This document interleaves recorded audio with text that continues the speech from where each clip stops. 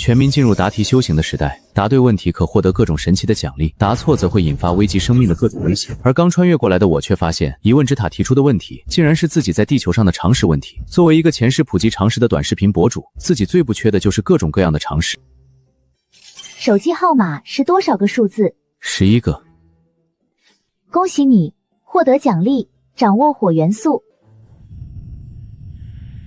我回头看了一眼教室，却陷入一片混乱。我看到有个同学的身体突然化作一滩烂泥，却还活着，而且触碰到边上的桌角时，竟然直接将其腐蚀掉了。另一个同学的身体变成黑色，像一根木炭轻轻碰一下就折断。一个同学的眼睛亮起光芒，里面射出光线，将教室的墙壁融出2个孔洞。啊！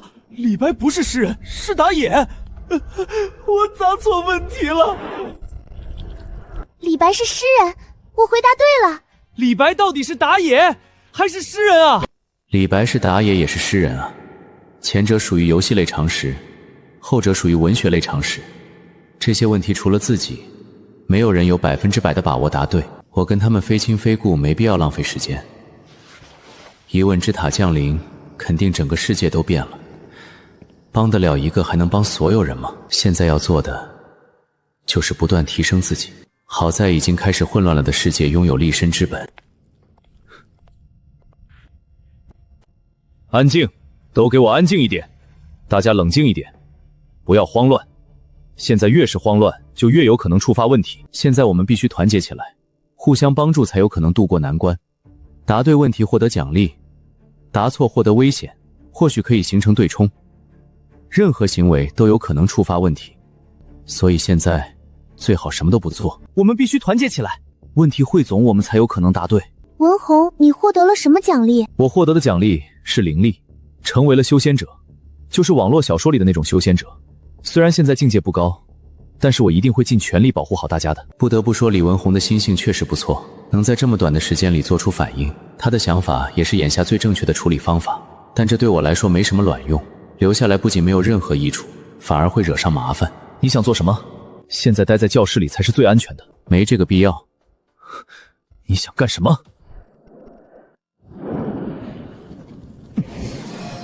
对方无声无息地答对了问题，奖励的是火焰相关的力量吗？方云的实力比李文宏更强，这是变异人超能力。答对问题就能获得这些奖励，那岂不是说我们也能获得这些能力？他的能力在我之上，恐怕全力出手也不能战胜。方云不愿帮我们，我们只能自己团结起来。我希望大家在这个时候不要这么自私，只有互相帮助才是唯一出路。你正在跑下教学楼，成功触发问题，倒计时10秒。这个触发问题的频率也太高了吧！如果按照这样的频率，今天过去世界上还能剩多少人？你已进入疑问之塔，请听判断题，英文字母有26个，是对的还是错的？对的。答案正确，恭喜你获得奖励，掌握水元素。之前是火，现在是水，接下来会把5行给补齐吗？5不5行的先别管了。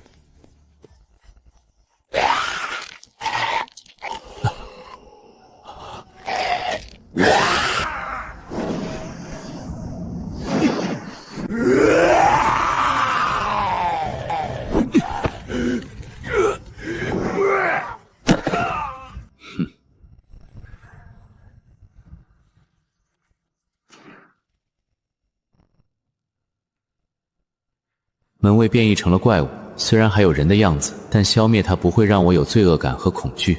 他为什么要攻击我？那眼神里的渴望是变异后的本能吗？在击杀门卫时，我感觉到体内的力量变强了，对火元素与水元素的掌握变得更加巨大。击杀变异的门卫还能增强力量，应该不是杀人获得了力量，或者是解决了变异获得的力量。解决危险可以提升力量吗？现在不是想这些的时候，先回去。师傅，去明月小区。好嘞，你坐稳了啊！师傅，你慢点儿。别怕，我刚刚在疑问之塔里答对了题，获得了宗师级赛车手技能。这疑问之塔不知道是什么东西，跟神迹一样。开始我还以为是世界末日呢。小伙子，你得到了什么？我获得了一瓶矿泉水。我的同学没答对问题都发生了变异。啊！答错了获得的危险是会变异。群里的兄弟姐妹们怎么没人说啊？这不就跟卖降落伞的评论区里没有差评一样吗？都变异了，谁跟你说啊？到了。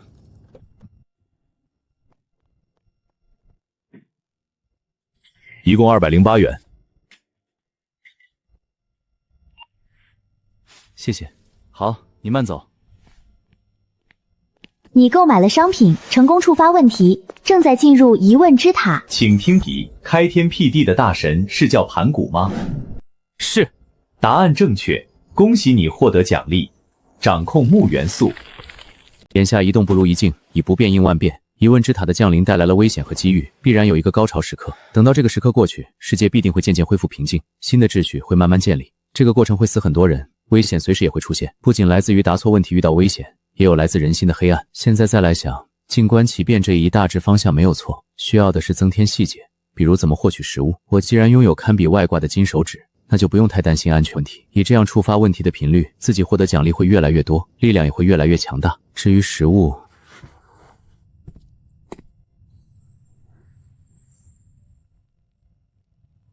这就是木元素的基础用法。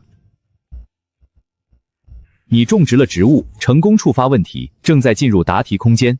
请听判断题：杵状指可以作为心脏疾病的判断标准吗？可以。答案正确，恭喜获得奖励，掌握土元素。得了，现在种菜的土也有了。已经中午了，事已至此，先吃饭吧。你打开了油烟机，成功触发问题，正在进入答题空间。请听判断题：泰迪的外号是否叫泰日天？是。答案正确，恭喜获得奖励，掌控金元素。金木水火土都有了，这下齐活了。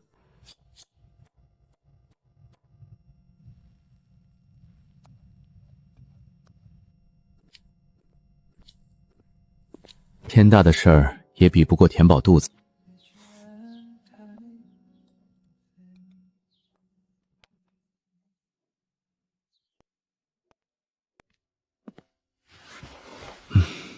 你躺在了床上，成功触发问题。请听判断题：垂死病中惊坐起，下一句是燃烧我的卡路里吗？不是。答案正确，恭喜获得奖励，掌握雷元素。才半天时间就触发了6个问题，一天不知道要触发多少个，也不知道其他人怎么样。我一觉醒来已经是下午5点，拿起床头的手机，准备查看一下外面的情况。你拿起手机，成功触发问题，请听判断题：蟑螂是否可以入药？是。答案正确，恭喜获得奖励，掌握风元素。这是和元素过不去了啊！我都可以想到自己接下来的奖励是什么了，不是光元素就是暗元素，也无所谓，来日方长。解决危险事件可以提升自身力量，大家不要慌乱，待在家里不要走动，尽量减少活动，以降低触发问题的频率。我今天触发了3个问题，然后接下来几个小时一直没有触发问题，会不会每天触发的问题有次数限制？解决危险事件可以提升自己的力量，这一点自己经历过，应该是对的。这么来看，这是疑问之塔的平衡设置，逼迫获得奖励的人去解决危险，维持秩序。那触发问题的频率每个人都是不一样的，这应该也是对的。如果每个人都像自己那样一天17、18个问题，要不了几天时间人类就死绝了。这么看来，我也不能一直苟着，必须要出去解决危险，提升实力。虽然我可以通过不断的答题获得奖励，但不论是火元素还是雷元素或者其他元素，这些都是数量而不是质量。自己需要提升实力，就像一个修仙者拥有7、8种灵根，但他的修为只有炼气期，遇到只有1种灵根的元婴修士，也只有被秒杀的份儿。现在先不急，先观察一晚上，看看明天会有什么变化。僵尸还是吸血鬼，不论是哪种东西都很讨厌。看来是吸血鬼。如果是僵尸，被咬了之后不会马上复活，而且行动不会这么敏捷。吸血鬼的能力到底是奖励还是危险？对旁人来说倒是挺危险的，看起来就是个普通人，一不注意就可能咬了你的脖子。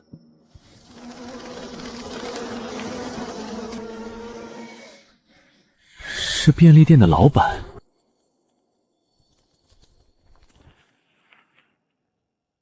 这金光不知道属于什么力量，之前我从上面感觉到了威胁，但并不强烈。现在看到金光变化，危机感隐隐增加了几分。如果不出意外，自己这个小区里这个便利店老板会是最强的几人之一。你剥开了一半柚子，成功触发问题。四川是否有熊猫？有，恭喜你获得奖励，掌控光元素。果然是光元素，这个奖励一点也不意外。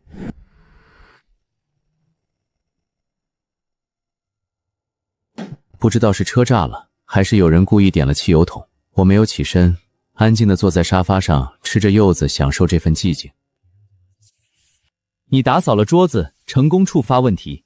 请听判断题：100 CF 点等于1 QB， 对吗？对，答案正确。恭喜获得奖励，掌控暗元素。光元素和暗元素都有了。到现在为止，自己触发了9次的问题。这9个问题换了别人，如果没有天大的运气，都不知道死多少次了。就拿上一个问题来说，谁知道 CF 点是什么？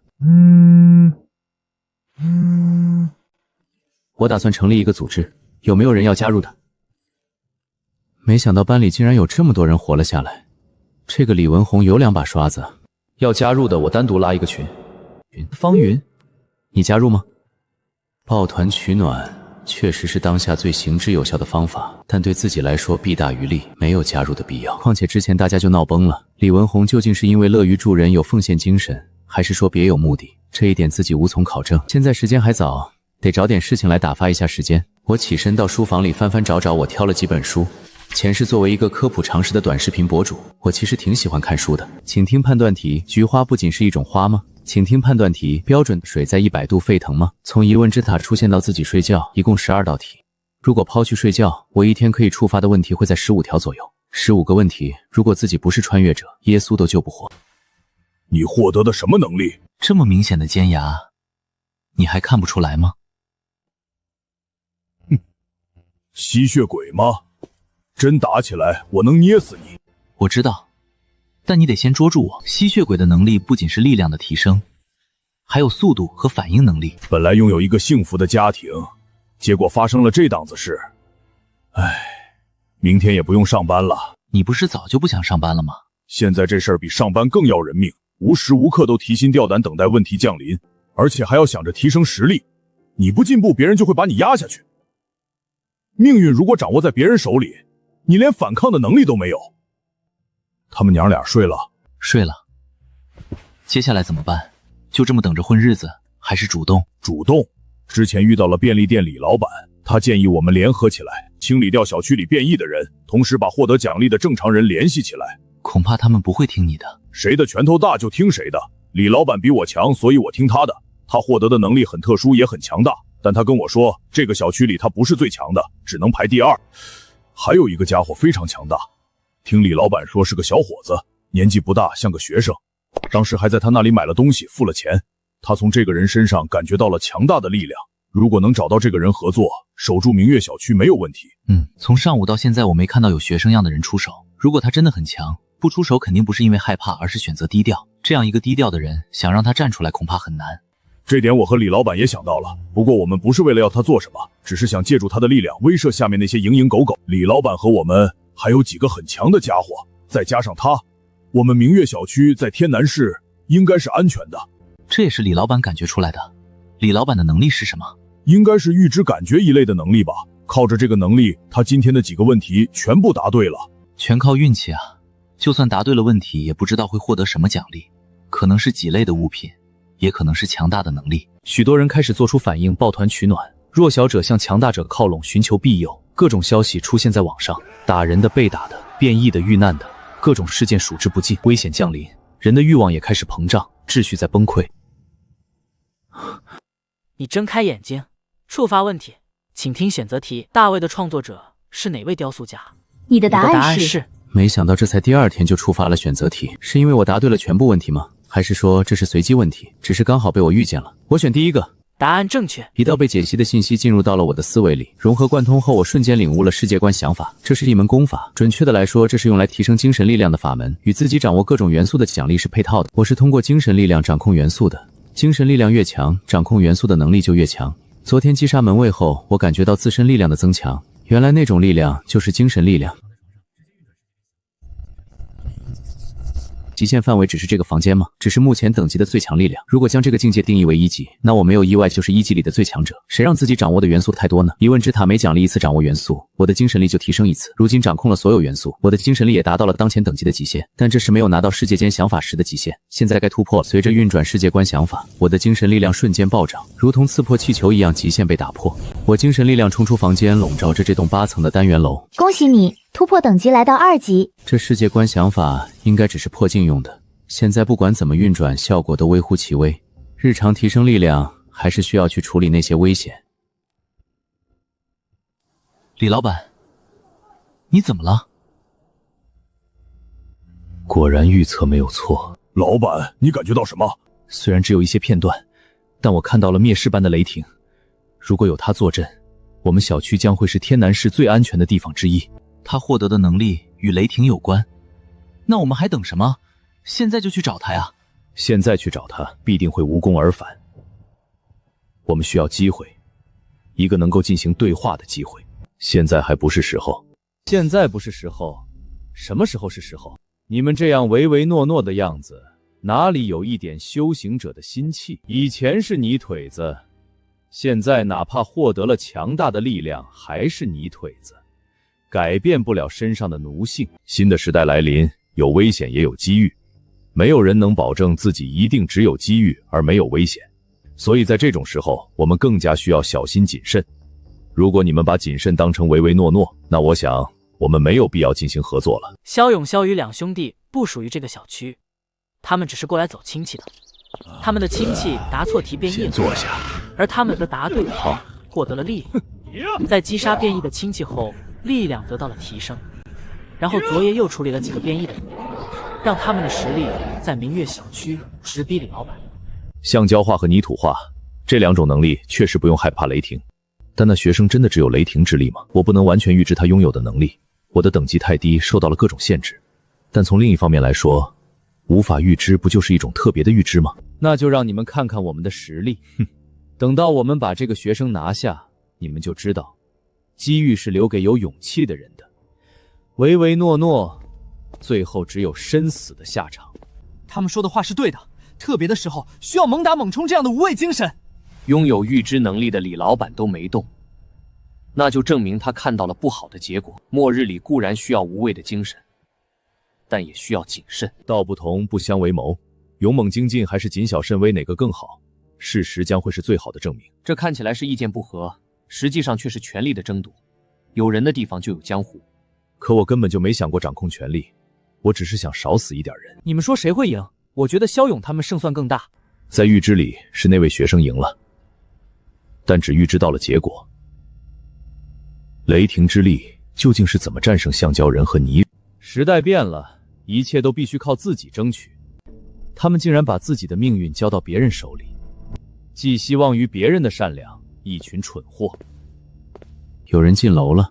在他们走进3号单元楼的同时，我便感知到了他们的存在。来人目标明确，明显不是为了搜寻楼里的幸存者，可直接冲着自己来又是为了什么？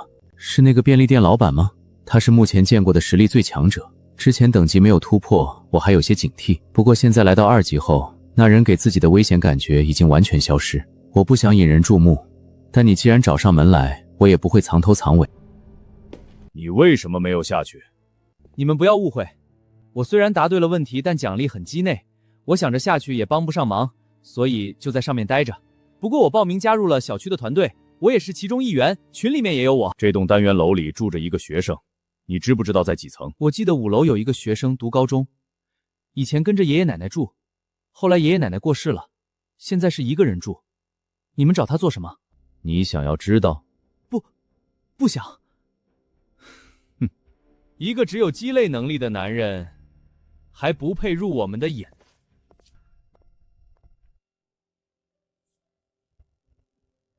你打开门触发了问题，请听选择题。经典力学是以什么运动定律为基础？我选择第3个牛顿。答案正确，恭喜获得奖励暴风之剑。暴风之剑，不存在的剑，可以召唤风暴。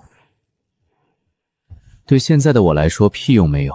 掌握风元素的自己，要想刮风也用不着使用暴风之剑。有点遗憾，但也仅有一点。你就是李爱国嘴里说的那个学生。李爱国是谁？小区门口便利店老板。哦，他说我什么了？掌握雷霆之力，天南市最强。他这么说你们就信了？李爱国获得的奖励里有预知的超凡能力，他预知到你很强，雷霆灭世。准不准？当然是不准的，我们来就是要证明这一点。而且他等级低，能力有局限性，实战不是数据对比，任何情况都有可能影响战斗结果，而且战斗智商也很重要。我觉得你还是个学生，在用脑子这方面还很欠缺。怎么说？你不如低头看看。雷霆之力，速度应该会很快，但是现在我禁锢了你的双脚，你怎么行动？而且这些土掌就是我的身体组织，拥有吞噬超凡力量的能力，你只会越来越虚弱。所以你们刚才和我说这么多，就是为了偷袭我？我们又不是傻子，既然李爱国都说你很强，那我们就必须拿出全部的实力。至少以你目前的实力，雷霆是伤害不到我们。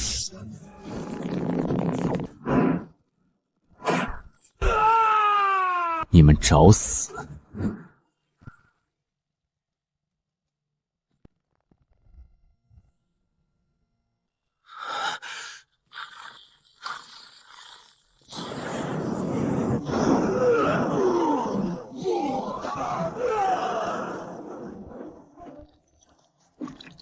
这两个人比自己想象中还要弱，话倒是说得很好听，动起手来竟然没扛过半分钟。你推开门触发了问题，请听判断题：剪刀石头布是一种游戏吗？啊，是。答案正确，恭喜获得奖励纸片人。我手里多了一些纸片人，都是些身材火辣的美女，除了好看没有其他的作用，也行吧，有总比没有好。战斗过程太短，从开始到结束其实也就10秒，就算加上之前的废话时间，勉强也只有1分钟。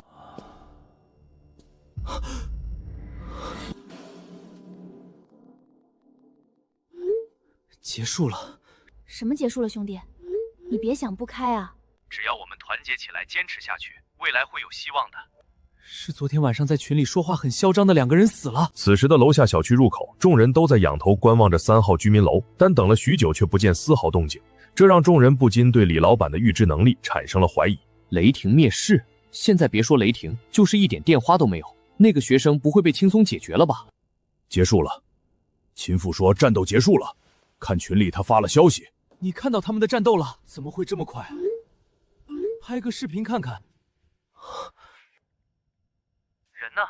没看见人啊！地上的那些橡皮是肖勇，地上的那一滩泥水就是肖宇。我就跟在他们后面上去，结果都没有看到战斗过程，1分钟都没有战斗就结束了。李老板，你到底预知到了什么？不是雷霆灭世吗？你不会是用假消息坑肖宇、肖勇2个人吧？我只能预知到片段，他必定有雷霆的能力，但肯定不止雷霆这一能力。从肖宇、肖勇的死状来看，至少有水刀剑相关的能力或者物品，而且等级不低，不然不会这么轻易的就把他们解决。我们组成幸存者居委会，互相帮助度过危险，一般的危险和麻烦，我就能帮助大家解决和规避。确实是这样，不过这样的话，我们不能算计他，不然到时候他不仅会解决危险，还会连我们一起解决了。我们先进入今天的主题吧，商议一下居委会的规矩，只有制定了规矩，做起事来才会顺畅。家人们出大事了，我可能获得了小说里的系统。我脑子里刚刚出现一个声音，然后我答对了问题，系统给我奖励了内功，我要走上人生巅峰了。你们看，这就是我的内功。别过来！推送来了相关视频越来越多，我看到的东西也越来越多。而在看了这些视频评论区的评论后，我也收集到了一些信息。群聊界面退出去，通讯录边上便出现了一个红点，有人添加了我的好友。惠家便利店李爱国请求添加你为好友。我是小区门口便利店老板李爱国，我将小区幸存者的能力统计了一下，发给您一份。你的预知能力正确率多少？99%。那你所有问题都答对了？是的，我还帮小区里的其他人答对了问题。你对我的能力就一点儿也不在意吗？可以帮助答题的。既然你预知的正确率这么高，能够将所有问题都答对，那来找我是什么意思？这是赞许呢，还是反讽呢？现在可不是以前，随时都有可能迎来危险，不能让任何危险的东西进入小区。这里距离小区很近，任何的危险隐患都必须尽快排除。少一次进去！没想到这么轻易就将这诡异的男孩给消灭了。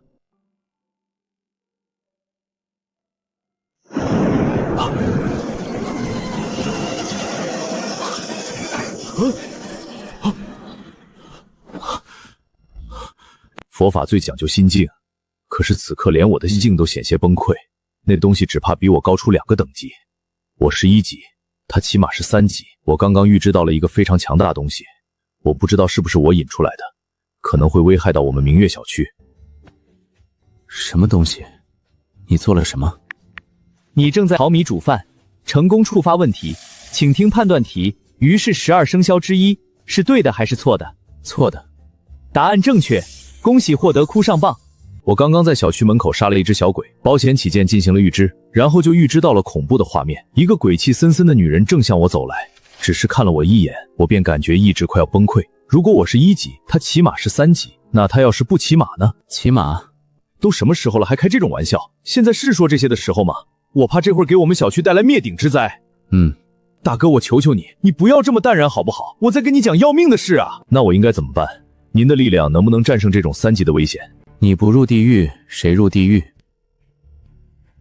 不是惋惜，而是记得自己之前想的是吃排骨面来着，怎么把饭给煮上了？3心2意，果然做不好事情啊！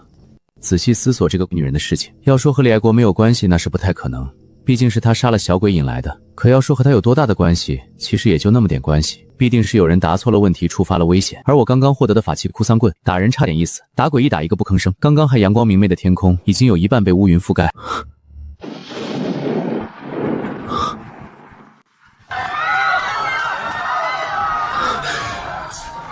我不入地狱，谁入地狱？李老板，这是怎么了？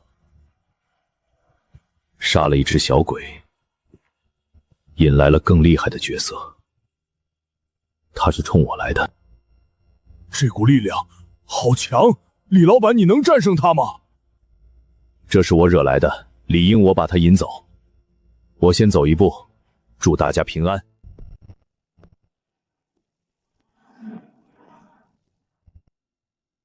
就这么让李老板一个人去面对？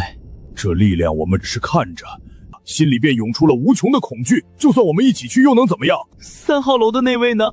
恐怕他也无可奈何。看来今晚又有热闹看了。准备离开小区，将这越来越近的危险引走。李爱国要是走了，自己还得追出去，多麻烦啊！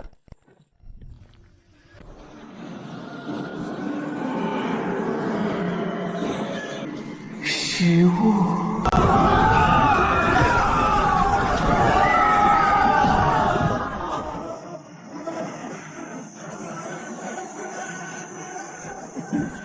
他的力量太强，我的预知能力在他的力量笼罩下无法使用。你不是会预知吗？预知一个我看看。既然你无法预知，那我来预知一下。你也拥有预知的能力？已经预知过了，接下来会怎么样？接下来我会很帅。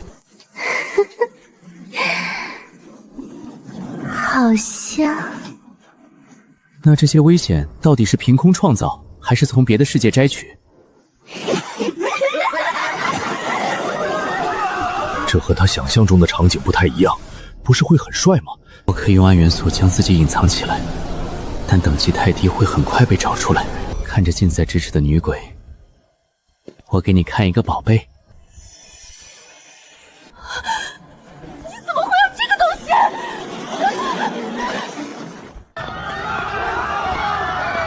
来了就别想走，法相天地。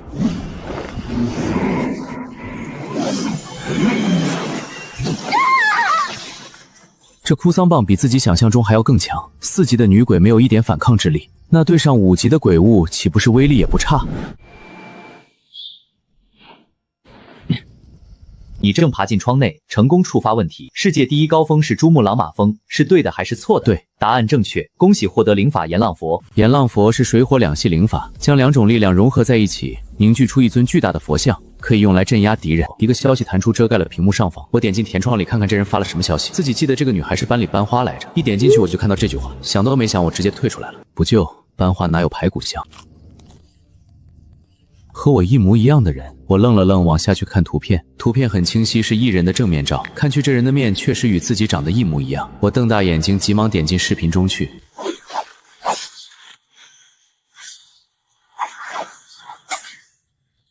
一个和我长得一模一样的人，这是巧合吗？我思虑再三，我决定回学校里看看，那人必定与自己有着某种关联。看了这人刚刚那蓄力一刀，也就是2级的水准，现在过去找他，在力量上还有优势，怕就怕放任这人到处屠杀，力量提升的速度比自己快，到最后再来找他，那就糟糕了。我马上就能突破进入第3级，足够保障自身的安全。此时过去是最好的时候。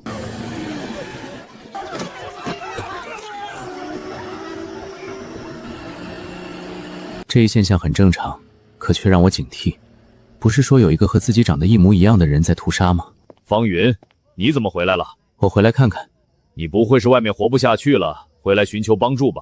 学校里已经组成了联盟，由姚主任做头领。学校里没有出事？能出什么事儿？从昨天下午起到现在，学校里一起大的危险都没发生过，而且有姚主任在，就算发生了什么大的危险也不会有事儿。金柔锦呢？我找金柔锦，他叫我来的。你开玩笑吧？金柔锦昨天就死了，他答错了问题，身体直接裂开了，尸体都是我烧的。金柔锦昨天已经死了，那刚刚给自己发消息的是谁？这还能有假？我和刘杰他们几个一起烧的，你不要装模作样的。昨天丢下我们跑了，现在又跑回来，哪有这么好的事？你是谁？用金柔锦的手机给我发消息是什么意思？我懒得多想，直接打了视频电话过去，自己倒要看看对面是个什么鬼，不敢露脸，又是一个小丑。你好香。我好香，你来舔一口啊。你好香。别急，我马上就来。等等我，马上就来。弱智。他走了，你发什么抖？我没发抖啊，是你在抖。好像是地震了。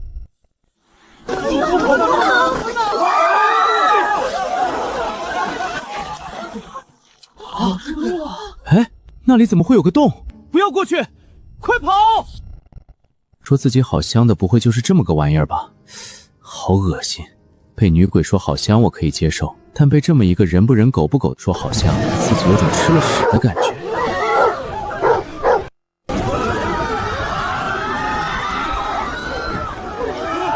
只是看着源源不断的从深坑中涌出来的人头狗，我并未有出手的打算，倒不是有什么恶毒的想法，而是在寻找那个将自己引来这里的罪魁祸首。不要乱一起出手，把这些东西消灭掉。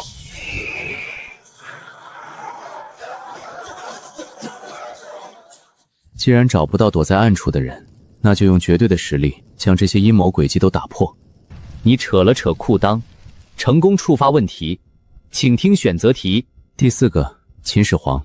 答案正确，恭喜获得规则道具梯子。只要拿着梯子就能进入任何地方，可用于穿过结界、封印、小世界壁垒、别人的家里等等地方。这规则道具会不会太 bug 了，跟个万能钥匙似的？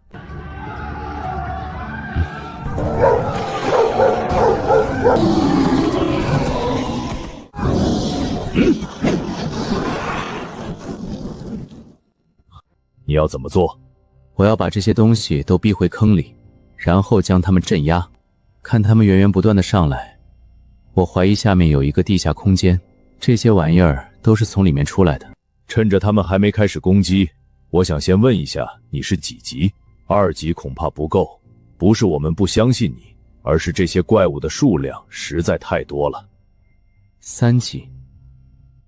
真的假的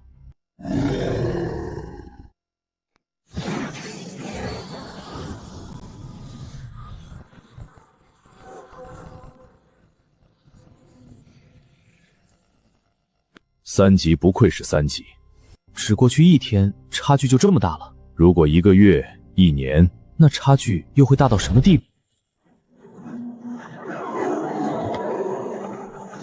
严浪佛的前腰太长了。崔英杰，别愣着了，你他娘的榴弹炮呢？快给我推出来！姚老师，你咋知道我的军火库里有榴弹炮？你自己说的，杀敌越多，你获得的力量越大。你又没有修为，力量肯定都加到军火库上面了。刚才杀了这么多怪物，你的军火肯定更加丰富了。别愣着了，把炮推出来！肉山，给我拦腰炸断！快再来一下！这下我看你们怎么搭肉山，搭一次我炸一次。不好，冲我们来了！大家一起攻击！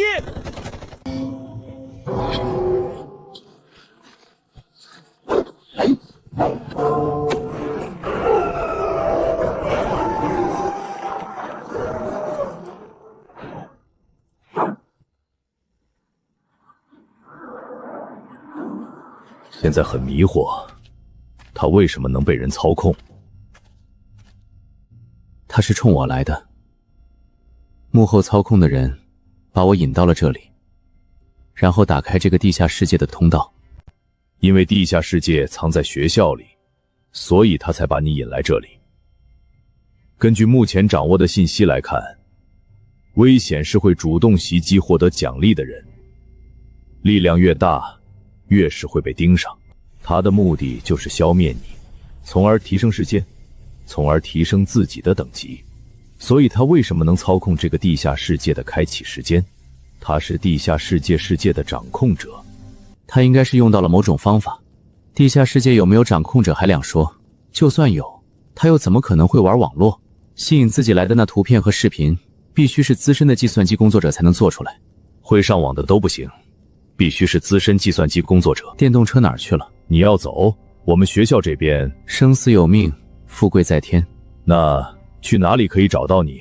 没事别找我，有事也别找我。一路飞过去浪费体力，走回去又太慢，还是扫一辆共享单车吧。还没有断网，共享单车应该是能扫上的。系统提示音：你正在擦灰，成功触发问题，倒计时10秒，请听题。苏轼的哥哥叫苏辙，是对的还是错的？错的。答案正确，恭喜获得大师级酿造技能。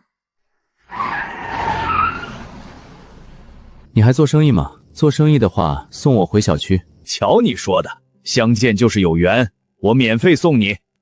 不白坐你的车，这个算路费。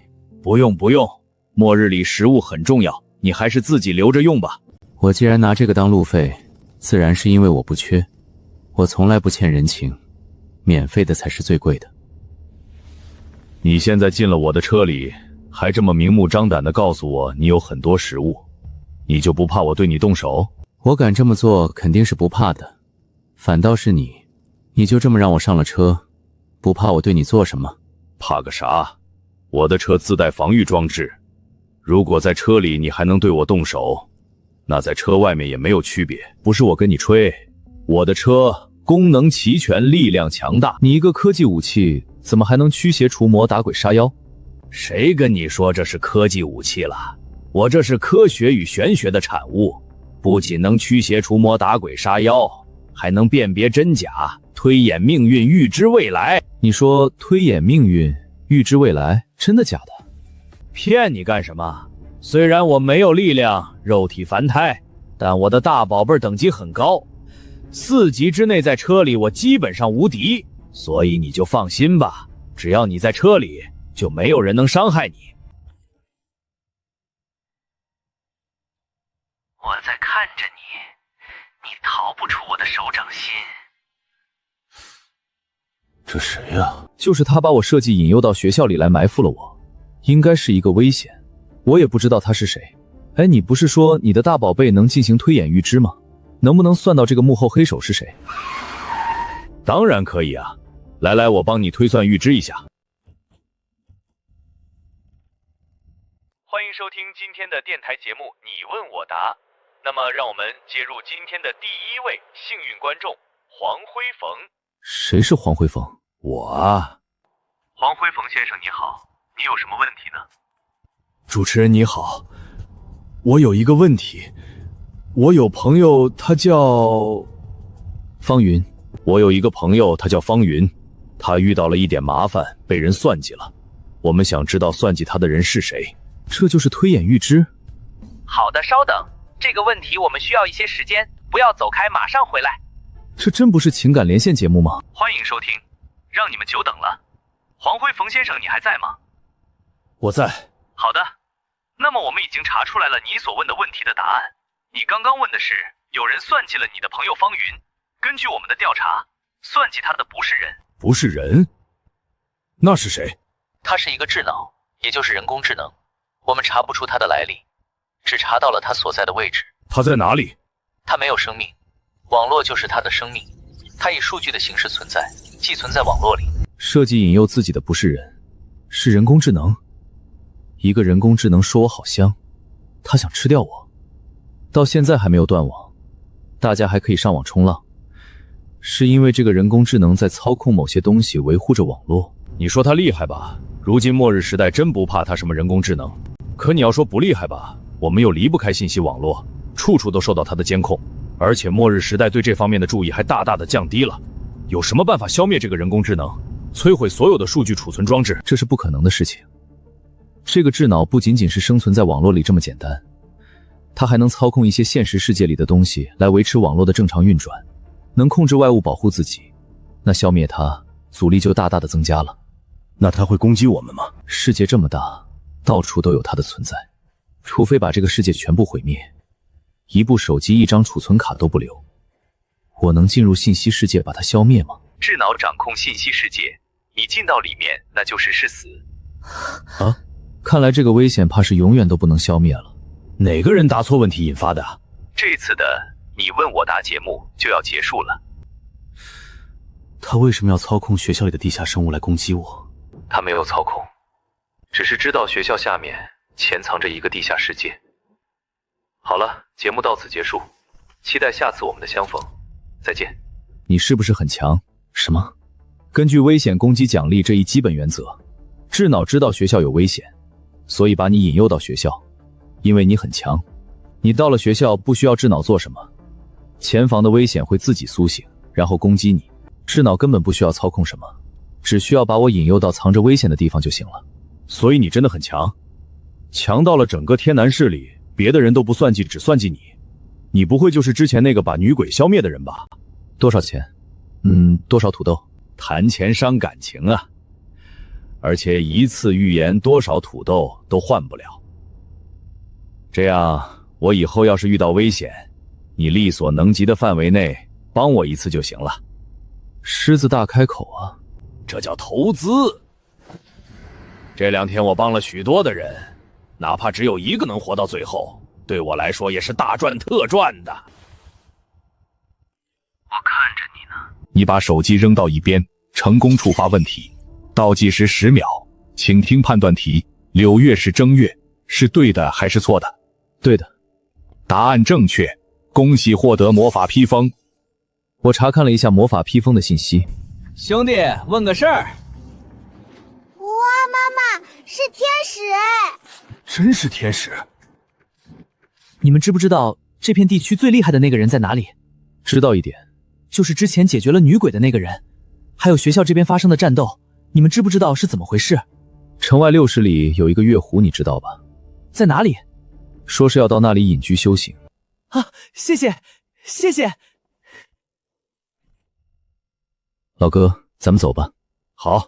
呵呵。月湖的风景其实不错，去了也不算白去。好，晴空万里，蓝天白云，看起来一点也不压抑。你有没有发现一件事儿？明明是末日降临，死了这么多人，大家的情绪竟然没有太过绝望。你说这是为什么？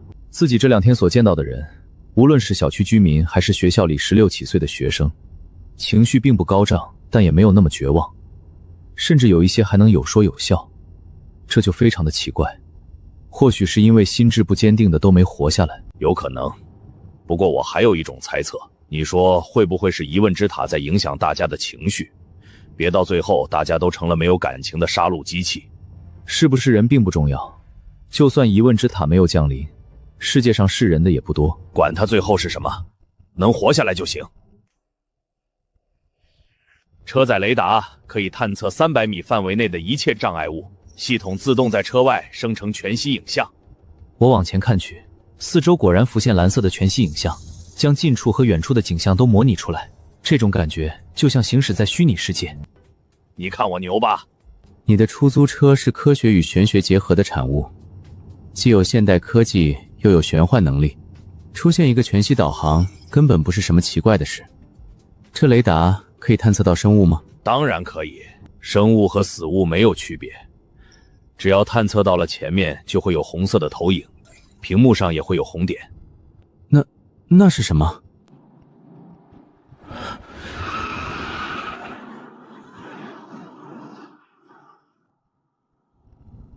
不对啊，怎么没有显示？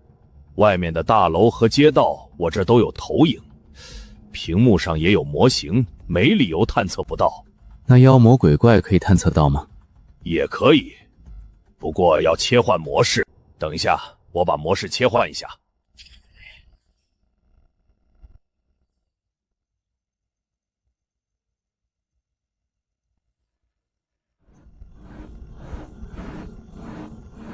怎么这么多？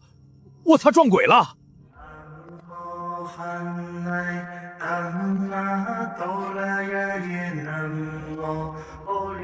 你干嘛？撞邪了也用不着配个音乐吧？你听错了，不是音乐，是佛咒。我的车是有降妖除魔的功能的。大悲咒？什么咒？我不知道啊，这里面自带的。你看着吧，小小邪物不在话下。可他们怎么没反应？应该需要一点时间。3分钟了，还是没反应。这些妖邪可能是聋子，其实我也是第一次用。大悲咒是佛教音乐不假，但作用是提升自己的力量，根本不是用来驱邪的。用往生咒可能都比大悲咒作用大一些。换一首，试试其他的。般若波罗蜜多心经。色即是空，空即是色。这与驱邪也没关系，这个玩意儿有点不靠谱。要不我来？等等，再试一下。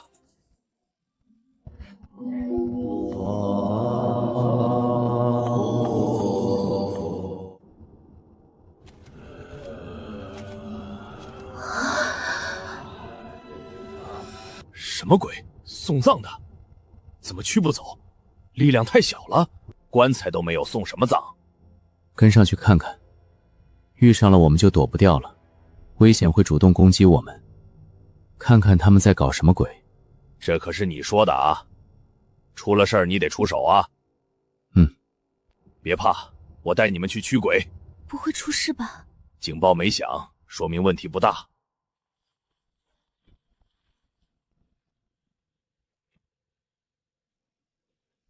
他们要是一直走下去，什么也不做，在城里绕圈圈，那该怎么办？别急，再跟10分钟。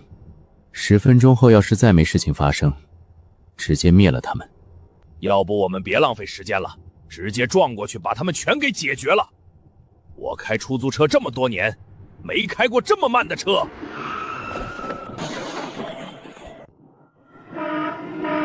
怎么还响起警报了？老弟，你看出什么没有？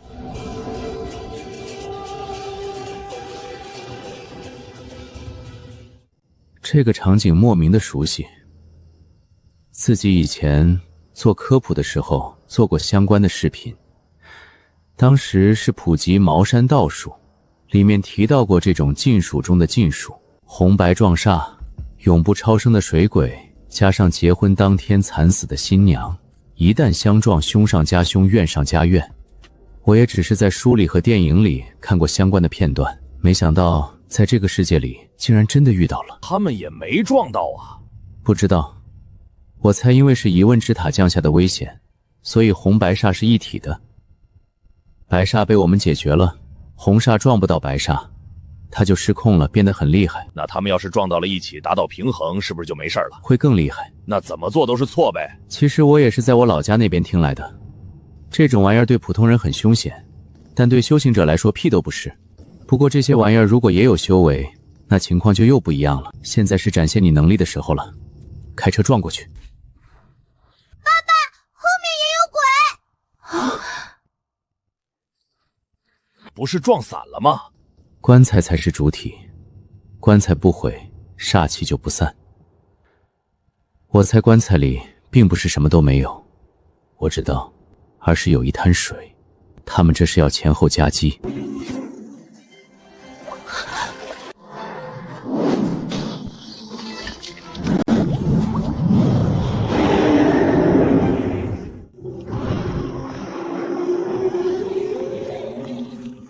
不行了，不行了，打不过。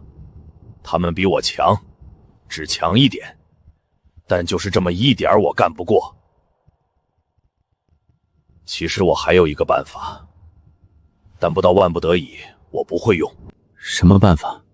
打开车门，把他们装进车里。车内4级我无敌，可以把他们当兔子打。车外就不行了。没有必要，还是我来吧。水鬼虽然是阴煞，但它离不开水。曲线杀鬼，我不能直接灭掉水鬼，但可以把他身上的水都给剥离。这样也行。这叫利用规则。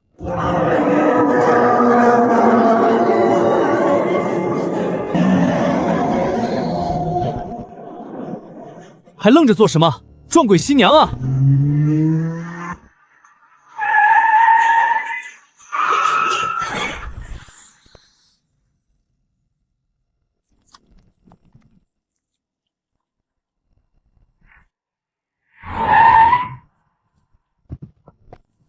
雨怎么没停？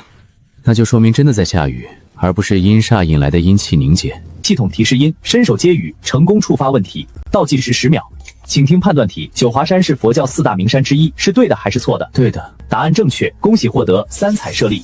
3彩是高僧舍利，5彩是罗汉舍利。这个高僧不知道是几级，白煞和红煞都被消灭了，还剩下2件不知道什么作用的器物，棺材跟花轿。这些东西怎么处理？你喜欢的话自己留着吧。虽然是我消灭的，没有你出手，我也消灭不了。我们平分，你先选，我挑剩下的。棺材这东西谁喜欢？而花轿装过死人的，和棺材没区别，你自己拿着用吧。我看不上。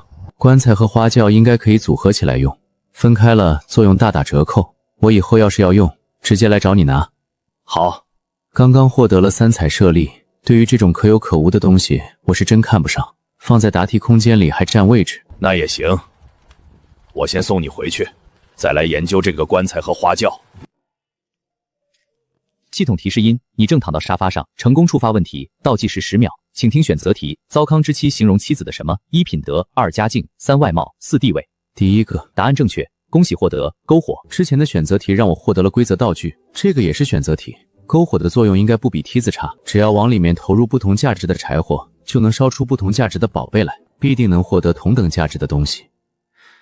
但好不好用不太确定，以小博大就是赌，小东西换好东西，给出的信息并不详细，只能自己来试。来吧，开始吧。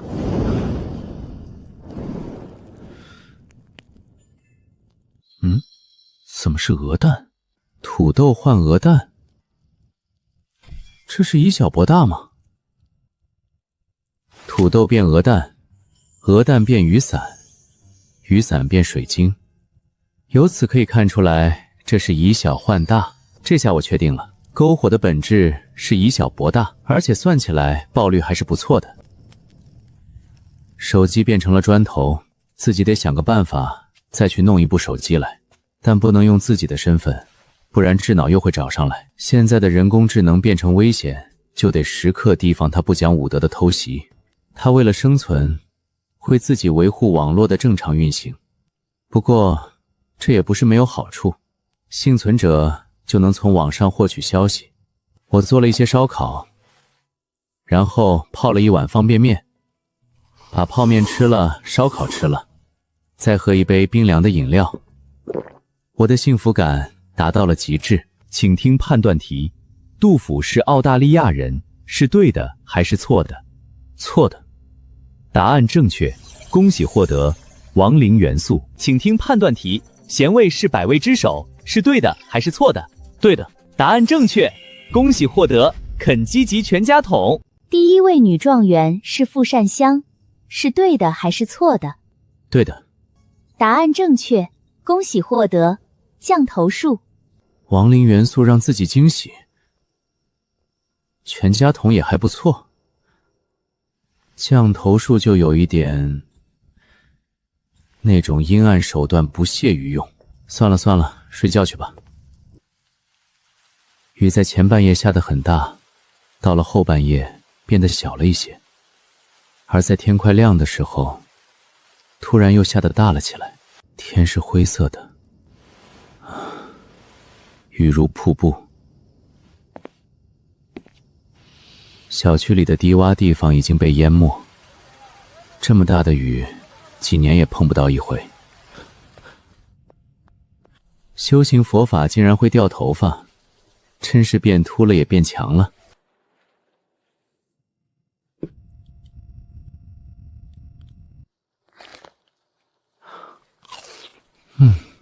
这炸鸡味道不错。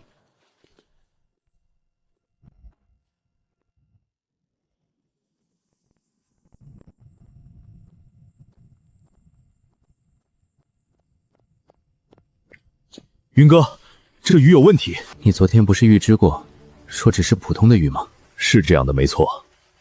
但问题就出在这里，单纯的雨下得多了，也就成了危险啊。你的意思是，暴雨灾害？特殊时期就得往最坏的地方想。如果真是暴雨灾害的话，那就得快点去搞一部手机回来。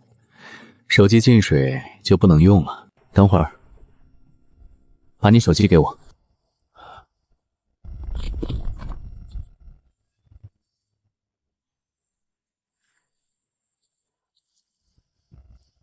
你有几张电话卡？又是土，又是金属，又是水。我以为自己的手机触犯了天条。电话卡可以上网打电话的，有2张，我换一张。好，就是一张电话卡，用不着这么警惕吧？就用一个消息换你一张电话卡吧。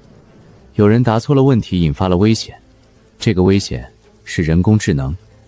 你应该知道智脑是什么东西吧？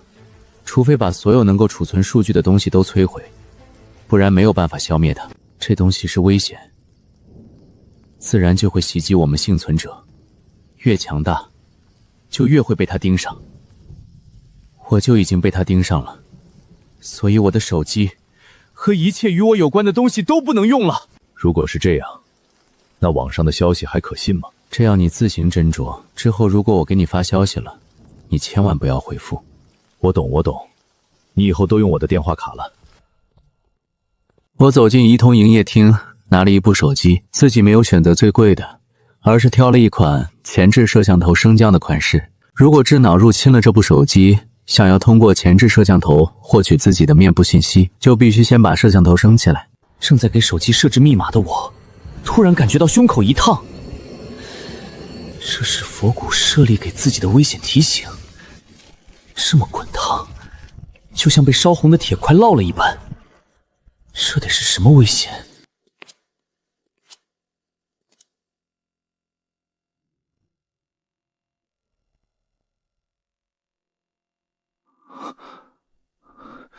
这是什么东西？这东西毫无征兆的出现，如果不是佛骨圣离提醒，自己现在已经被偷袭成功。对付这种看起来阴晦的东西，用雷霆与佛力最好。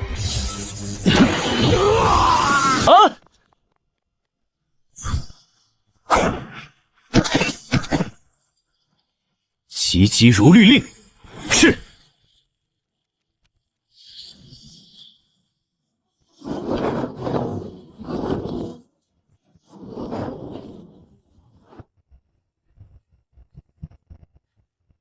你没事吧？没事。我刚刚答错了问题，引发了危险。疑问之塔降下了5行尸鬼，正和他打着呢，他突然就跑了出来，还对你进行偷袭。你身上的气息也太招摇了吧？可能我身上比较香吧。按照疑问之塔的底层逻辑，对于那些饥肠辘辘的危险来说，自己就是一块行走的肥肉，谁都想来啃一口。我叫游龙，住这附近，主持导游，兼职道士。没想到疑问之塔降临，我还真成了道士。你怎么一个人在这里？来充话费？差不多。那你要小心，最好不要在外面随意走动。这个时候不仅要防备危险，还要防备人心。你一直在帮人解决危险，助人为乐嘛。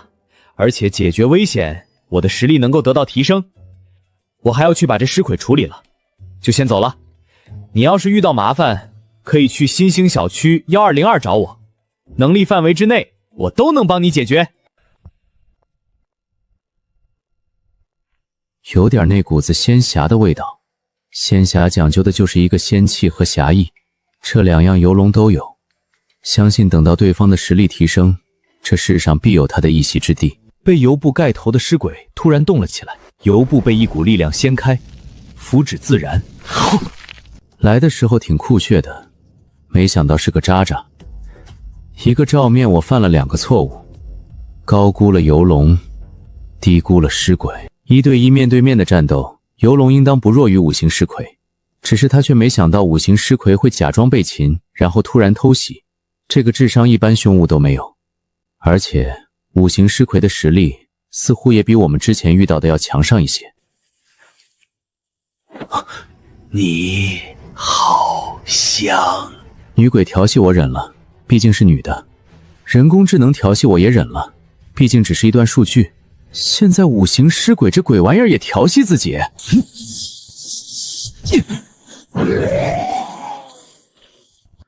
击溃的太过容易，很可能是陷阱。不对劲。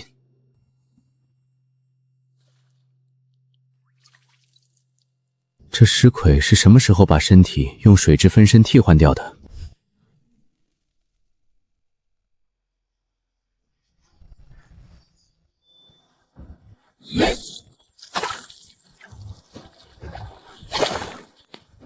土，5行尸魁，金木水火土是吧？开始还以为5行尸魁是拥有金的躯体、火的攻击、木的生命力、土的力量源、水的法术，这种组合起来的5行。现在来看，却是因为能够使用5行法术，所以叫5行尸魁。这5行尸魁的战斗意识比想象中要高得多。既然这样的话，炎浪佛。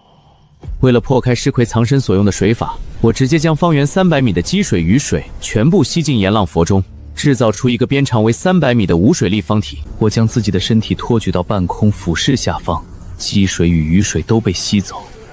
5行尸魁的水行法术被破，显露出真身来。转瞬之间，尸魁穿堂而过，先一步落到你身上的是我的暗元素。不管你化成金木水火土，你都无法挣脱暗影。怎么可能？你怎么可能会有我的能力？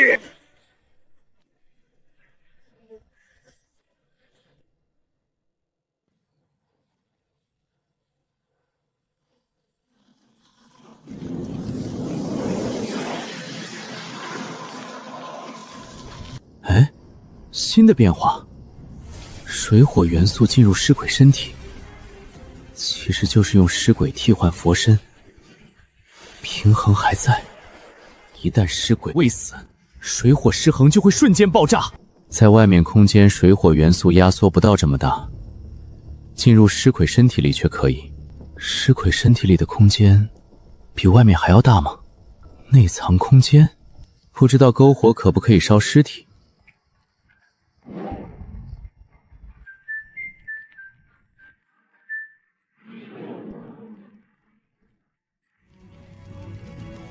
一根针又很重，定海神针，仿品。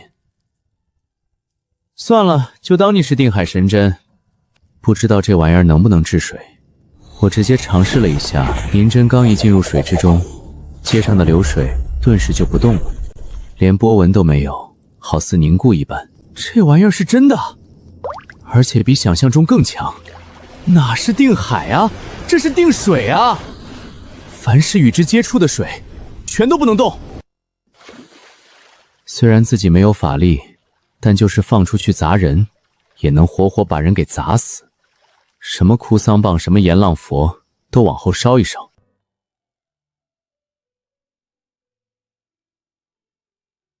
兄弟们，我来到了北雪城，发现了那个兄弟的遗体。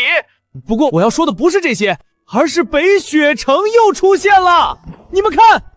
被陨石毁灭的北雪城居然出现了，不是标题党，也不是特效，已经完全毁去的城市突然又出现，没有超凡者能够做到，这绝对是疑问之塔的杰作，就是不知是奖励还是危险。北雪城就在那里，兄弟们，我要进去看看，你们等我好消息。我看了看视频发布的时间，这是昨天的，过去了一夜，应该有了发现吧。我滑进这个人主页查看，什么都没有。1夜过去还没有结果，我顺手点了关注，返回推荐页继续刷视频。大家别等后续了，那个博主已经死了。我刚来到这里，也准备进去查看，结果路上就看见了他的尸体。我的能力比较特殊，让我逃过了一劫，也幸好没有深入。这不是人城，是鬼城，里面全是鬼，越往里走鬼越强。外围已经有4级的鬼了，核心地带不知道有多强的。如果这里面的鬼爆发，我们可能没救了。鬼城没有爆发，那就说明需要契机，自己还有时间。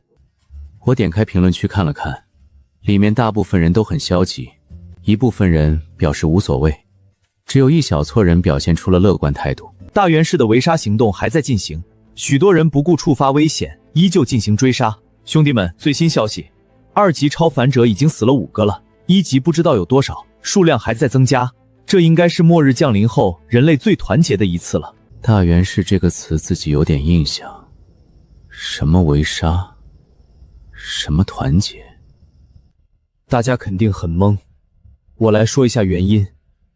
起因是一个女人获得奖励之后，开始无差别屠杀，不论是人还是怪物。哦，原来是这样。大海市蜃楼集团向大家问好，本集团高手如云，有特殊能力，能帮助答题，现邀请更多仁人志士加入，一起抵抗末日。天南市暴雨了1夜，许多地方都淹起来了，可能会有暴雨灾害，大家小心。东海出现了一条巨龙，3爪通体黑色，盘踞在日升岛上吞云吐雾，没有攻击人的倾向。玉仙湖出现一座蟹岛屿，上面的一切都是机械。高原上出现了一座原始森林，里面有远古生物出没，一只恐龙从里面跑了出来。你正在扯动内裤，成功触发问题，倒计时10秒。请听判断题，压轴是指表演里最后一个出场的，是对的还是错的？错的。答案正确，恭喜获得玄武血脉。身体里所有血液被替换成玄武之血，我的身体强度便陡然增强，一条条神秘的图文缠绕在我的体表，很快又隐灭下去，身上的气息变得雄浑厚重，身体里的血都变成玄武的了。自己还是人吗？玄武大补吗？如果吃了自己身上的死皮，能达到补身的作用吗？不过话说回来，现在已经上午10点了，从起床到现在，中间经历了一场战斗，这才触发一个问题。这频率比起昨天少了许多，今天不会只触发几个问题吧？哼。你正在打哈欠，成功触发问题，倒计时10秒。请听判断题，大雁为古代结婚时的聘礼，是对的还是错的？对的。答案正确，恭喜获得酒葫芦。这是一个储藏酒的葫芦，每倒一次都能倒出不一样的酒来。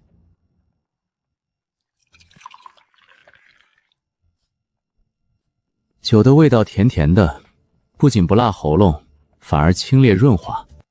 我换了个杯子，又倒了一小杯。第2杯不再是甜的，也不甘醇，只是抿一口，感觉全身通透。第3杯酒是酸的，酒咽到哪里就火辣辣的疼，进入肚子顿时就像被火烧了一样。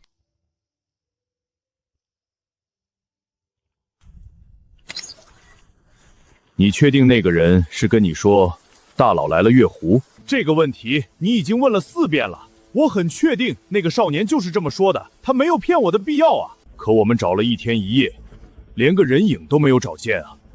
如果那个人是在骗我，那你说他的目的是什么？别急，先休息一下。你的机器不用休息，我这血肉之躯可不行。你说这雨再下几天不会把天南给全淹了吧？天南那么大，又不是小镇，再下几个月也不会全淹了，最多一些区会淹起来10几米。不过，月湖要是决堤了，那天南底定是完了。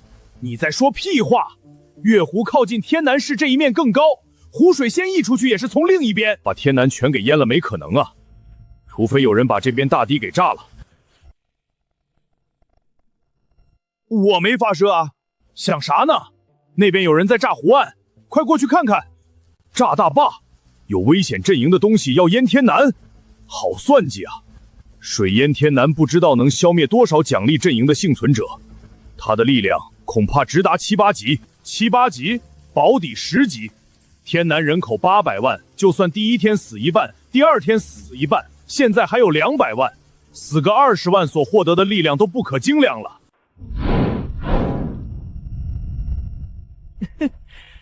哎呀呀，被发现了！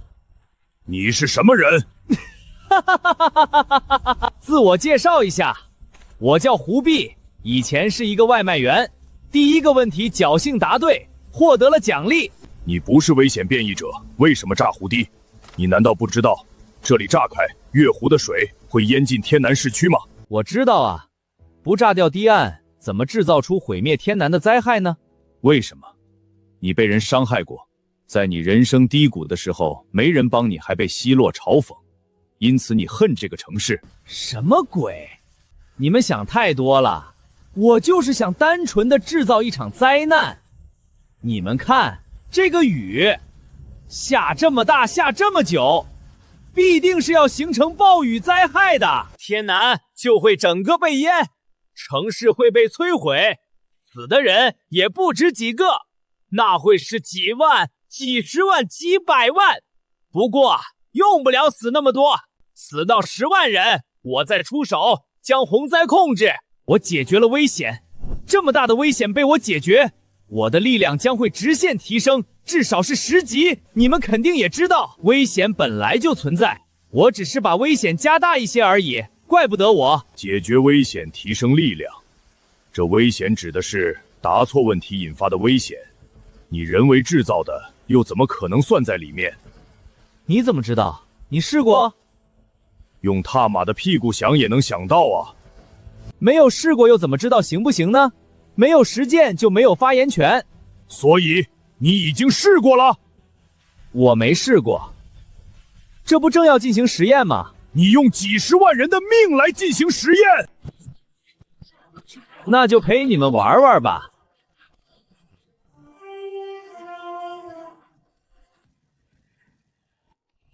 这些酒不是只会醉人这么简单，还有其他功效。刚刚就喝到了一杯增强念力的酒，这让我的等级直接来到了3级巅峰。只是可惜刚刚只倒了1点酒，下次再遇上不知道什么时候。不过自己已经记住了这酒的样子和味道，下次再遇见就直接倒一屋子再说。临近中午该睡午觉了，酒劲冲不冲散都无所谓，睡着了疑问之塔是不会触发问题的。我坐到沙发上，扯过被子，倒头就睡。在我睡着之时，玄武血脉中自带的力量自动开启，符文在皮肤表面显现，一个龟甲样子的黄色结界浮现，这是玄武的自我保护。这可怎么办？交给我吧。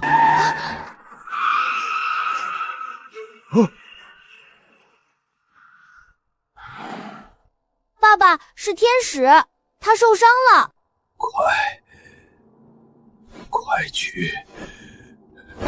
快去找他！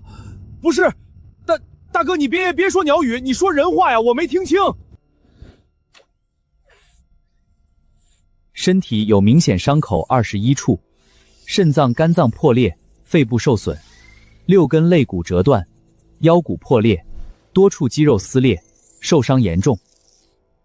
他之前到底经历了什么？找他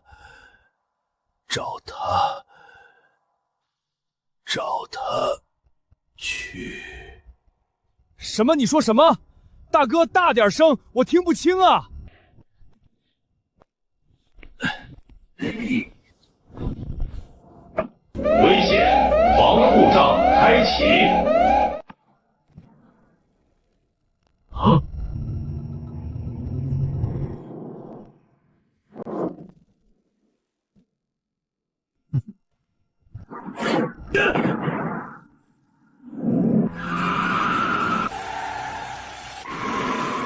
我的车子升级还没结束啊！时间不多了，快带我去找他。狐婢要炸月湖堤岸，他要引大江的水淹整个天南。水淹整个天南，把天南淹了，他上哪儿溜达去啊？坐稳了。虽说末世降临，天南城市慢慢破烂，可这里终究我生活了几十年的地方，是我的家乡。我绝不允许有这样的事情出现。兄弟，时间紧迫，方云老弟在哪儿？快带我去见他！有人在追杀我们，他是3级，马上就要过来了。我带你们去。不用带我去，你带鸟人去就行了。你不去见他？总之，你先带他去见方云老弟，我把车弄出去。云哥，开门呐！开出租车的老哥来找你了。那个鸟人来找你了。是天使。对，那个天使鸟人来找你了。你最好有个正当理由。不是我找你，是他找你，是昨天送你回来的出租车送来的。有人要炸月湖堤岸，水淹整个天南。所以呢？有人要炸月湖，水淹天南城。我知道。所以呢？所以请你快去阻止他。一旦天南被水淹，会死很多人的。这个人是危险阵营的，什么级别？不是危险阵营，他是奖励阵营，至少是3级。他要加大这场暴雨灾害，然后再出手阻止这场灾害，以此提升自己的力量。这样也行？还能这么做？不知道，他说他也是在用水淹天南进行这种实验。这不正好？既然是实验，他加大了危险，他也会把危险解决的。要死很多人，如果不死人就不算危险。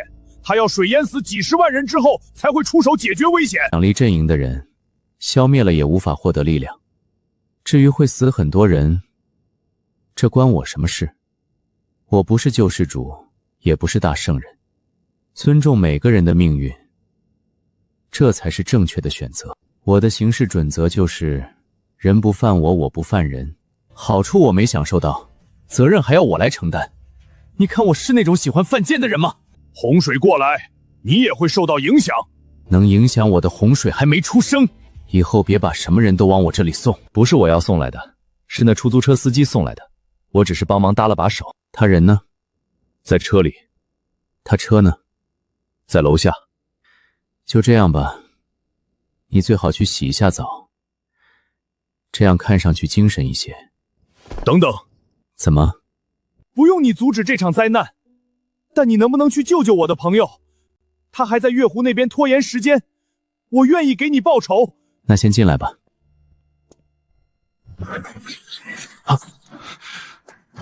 就是他！人不犯你，你不犯人，现在人犯你了，你要去犯人了吧？你没长脚还是没长脑子？不知道走楼梯？筑基丹竟然还有意外之喜。以前都是自己装，没想到今天跑来一个人在自己面前装，多说一句话都是在浪费时间。阎浪佛，这么笨重的东西连老鼠都砸不到。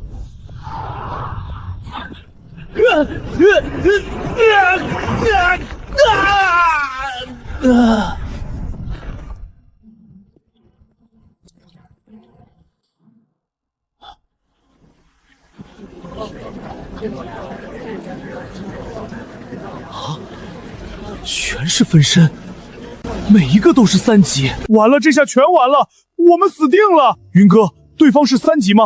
是个鬼的3级，最多2级。他的力量特别应该与水有关，能够借助水中的力量。下面是积水，天上又是下的雨，他的力量直接来到3级。他的本体最多3级。本体3级，借助水的力量来到4级。我有预知的能力，答对这么多题目，怎么还是1级巅峰？奖励的不一样，注定实力的不一样。有的人答对10个题目，可能全是生活技能；有的人只答对1个问题，直接成神，运气好而已。哼，我也想要这种运气。接下来怎么办？我最不怕的就是水，10级来了都没用。那就好。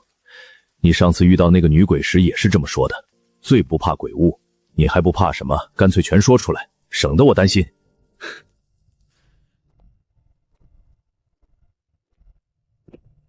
从来就只有我在别人面前如此淡定，还没有人能在我面前这么淡定。我给你2条路，要么臣服，要么死。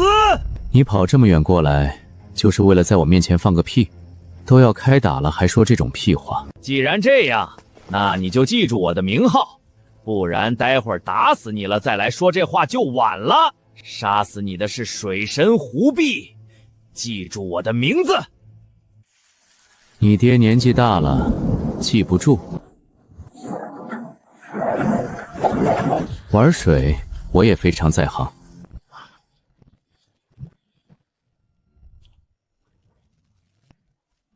我还在想你会耍什么花样，原来这是在展现力量。分身杀不死吗？所以这就是水神的能力。在我思索之际，胡碧又已经凝聚出水球来向我射去，水球被我控制原路射回去。胡碧的500多个分身全部被击破，化作一滩水融进水里，然后1000个胡碧凝聚出来。300是300的解法，500也是300的解法，数量到了1000，自然还是300的解法。我知道胡碧的力量是怎么回事了，来源于水。只要有水，就有源源不断的力量，但不论数量如何多，其上限都不会超过本体的等级，也就是说，胡碧的本体3级，分身2级，借助水的力量永远只会是3级。如果换成另一个人，确实无敌，有嚣张的资本，继续跟他耗下去没有个结果，而且消灭分身也没有意义。既然结了仇，那就顺藤摸瓜搞他全家，不然一个接着一个的来，烦不胜烦。他这是打不过逃跑，还是战术？这种能力简直就是无敌。就算找到本体又怎样？只要有水，我就能源源不断制造出分身，所以阻止与追击是完全没必要的事情。反倒是那只鸟之前惹到我了，所有冒犯我的人都该死，这只鸟必须死。他的心胸极其狭窄，不然也不会从月湖追杀我到这里。升级升的可真是时候。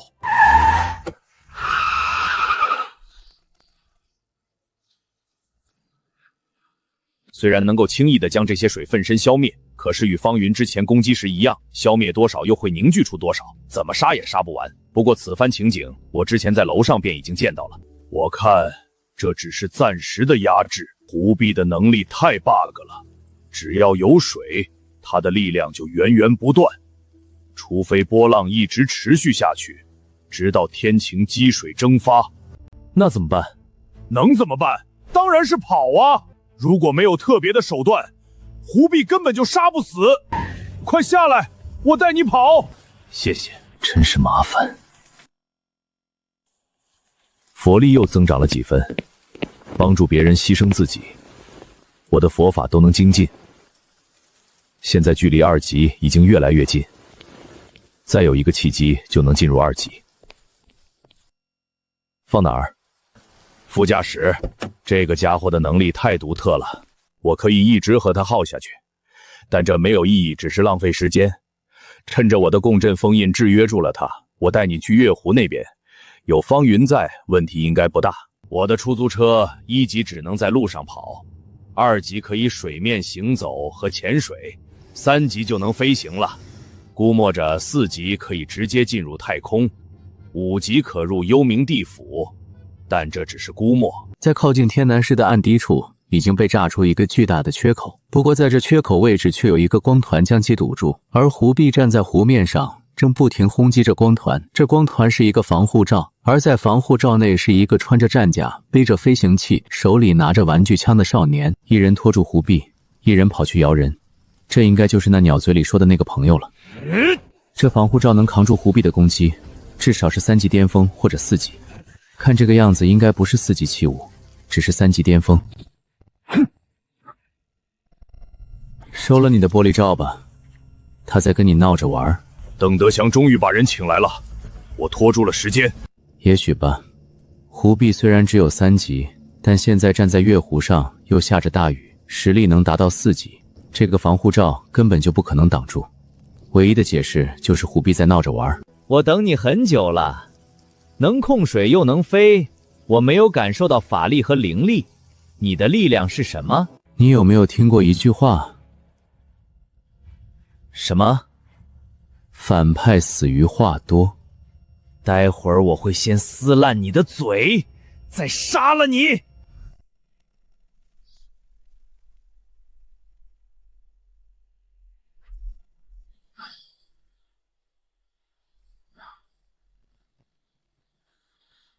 大哥怎么办？他好强！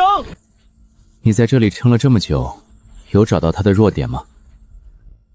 特别的自恋算吗？说了等于没说。算了，你离水远一点。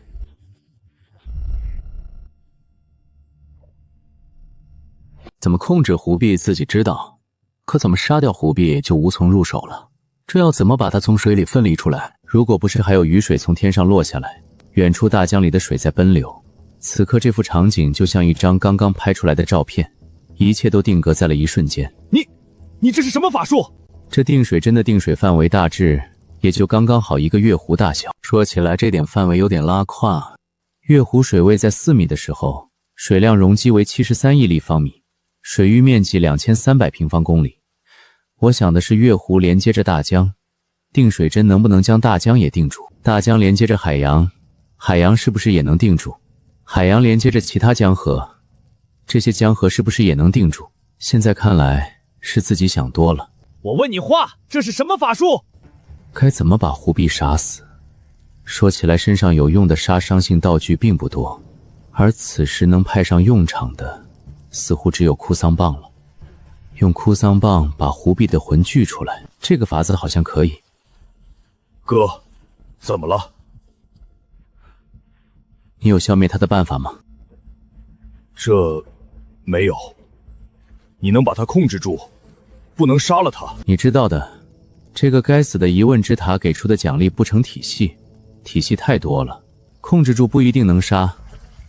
他在尝试挣脱束缚。随他。老子是水神，是神，神是杀不死的。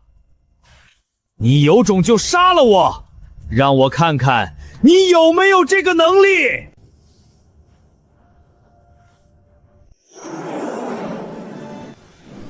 这下有办法了。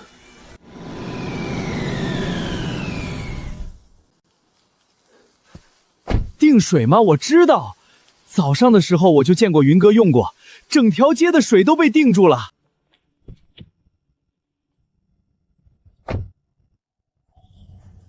怎么了？来的时候没想那么多，现在才发现有点问题。你快用你的收音机问一下，这个狐婢是怎么回事？虽然都是4级，但我感觉她比那个女鬼要更特殊。其实也正常，我们又没有经过专门的训练，想事情大多数时候都是走一步看一步，只要在大的方向上没有问题，那就不打紧。欢迎收听今天的电台节目你问我答。那么让我们接入今天的第一位幸运观众，黄辉冯先生，请问你有什么问题吗？主持人你好，我有一个问题，还是我的那个朋友，他遇到了一个敌人，叫狐婢，自称水神。我想问问这个水神的底细，怎么才能消灭他？好的，请稍等。问题的答案我们已经找到。是什么？狐婢，天南市嘉年县人，曾因盗窃猥亵男子引发斗殴而入狱3年，患有轻度精神疾病。疑问之塔降临，他答对问题，获得了水神的身份与能力。他的肉身已经毁掉，灵魂进化成了神魂，融入了水神神位里。他的能力是与水合一，遇水控水，水就是他的力量之源。而要消灭他，只需要毁去他的神位就行了。那要怎么才能毁掉他的神位呢？用手掰断即可。啊，这也太简单了吧！我受了这么重的伤，结果消灭狐婢竟然只需要轻轻一掰，见鬼啊！别说话，没这么简单。鬼知道神位在哪儿？他的神位在哪儿？在神庙里，神庙在神界。怎么去神界？神界无处不在，只要持有神界的令牌，或者用绝对的实力捅破神界，都能前往神界。现在的力量捅破套套都费劲儿，更别说神界。哪里有神界令牌？请稍等，解答问题需要时间。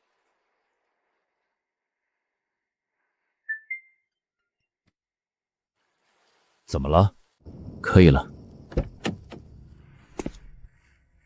我有办法去神界。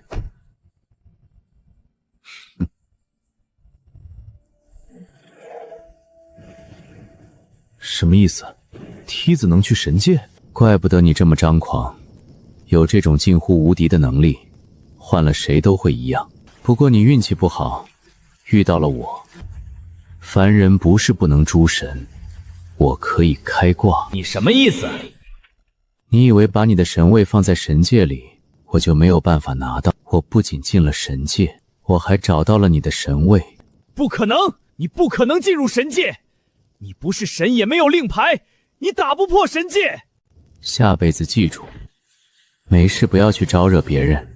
我本来不想管你的，你水淹天蓝我也不想管，但你撞碎了我的玻璃，又把我家弄得很乱，那就对不起了。神界，这不可能！不要，求求你，我知道错了。神界并不如我想象中那么神秘威严，相反是一片鸟语花香，清新自然。在森林与草原的交界处，有一座巨大的神庙，庙门大开。我走进去，一眼就看到了供台上拢共就3个神位，水神在最下面，上面是山神，在上面是裁决神，在上面还有7级，也就是说，在诸神里有着10个等级。外面3级实力的水神，在神庙里只是最低级的。水神、山神看不出什么，一个裁决神就可以看出，这些神灵与地球华夏传统中的神明不一样，倒有点像西方神，不过也说不定是2种神明的结合。燧人是钻木取火，普罗米修斯偷取火种，他的火从哪里偷来的就不言而喻了。本以为这神位会有多坚硬，结果就像一块饼干，轻轻一掰就断掉了。你正在掰断神位，成功触发问题，倒计时10秒。请听选择题：淄博是世界上什么的发源地？1. 烧烤，2. 足球，4. 乒乓球。第2个，足球。答案正确，恭喜获得规则道具纸牌。神界里也能触发问题，偌大的神庙里现在只剩下2块神位，就这么离开有点可惜。来都来了，是不是应该带点东西回去？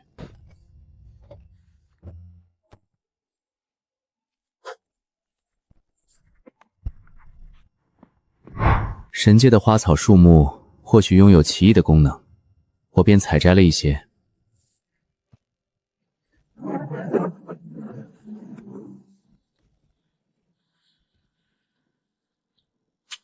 我离开了多久？10分钟0 18秒。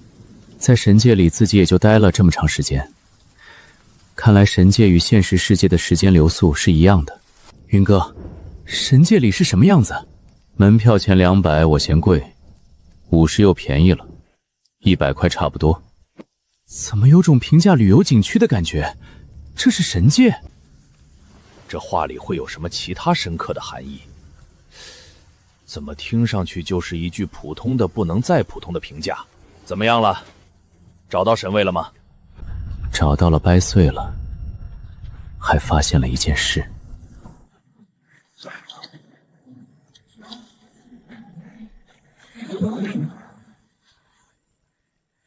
他没了神性，神魂变成普通的灵魂，此时的就是一个孤魂野鬼。如果被阳光照射到，一样会魂飞魄散。我不是孤魂野鬼。3级的水神，在神庙里只是最低1级的神灵，在神庙里还有2个神灵，一个比一个高。如果里面的1级和外面的1级对等，那这世界上已经出现了一个4级的山神，还有5级的裁决神。如果里面的1级对应外面2级，那就是5级的山神和7级的裁决神。不说7级，就是5级，那也是无敌的了。胡必这个3级水神就这么棘手，更何况5级？怎么没听说这些人站出来呢？有这个实力组建一个组织，不论是答题还是获取超凡资源，都是有益的。人各有志，你这么看着我做什么？5级、7级，哪怕是10级、20级，在你这里不都是和蚂蚁一样？是这个道理啊。能够自由出入神界，轻易掰断神位，几级的神灵有什么区别？我知道啊。那你刚刚还一副严肃的样子跟我们说这些，好像要大难临头了。不说出这些神明的强大，怎么能凸显出我的牛掰呢？神界的土，见者有份。哦，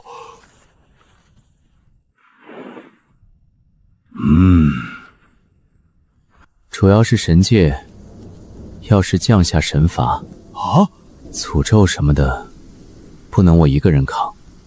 一点土不至于吧？我要杀了你！力量都没了，你拿什么杀我？你以为我只有水神的能力吗？你以为我没有为自己留下退路吗？你以为我没有从别处获取到力量吗？哦，所以你还有其他的什么手段呢？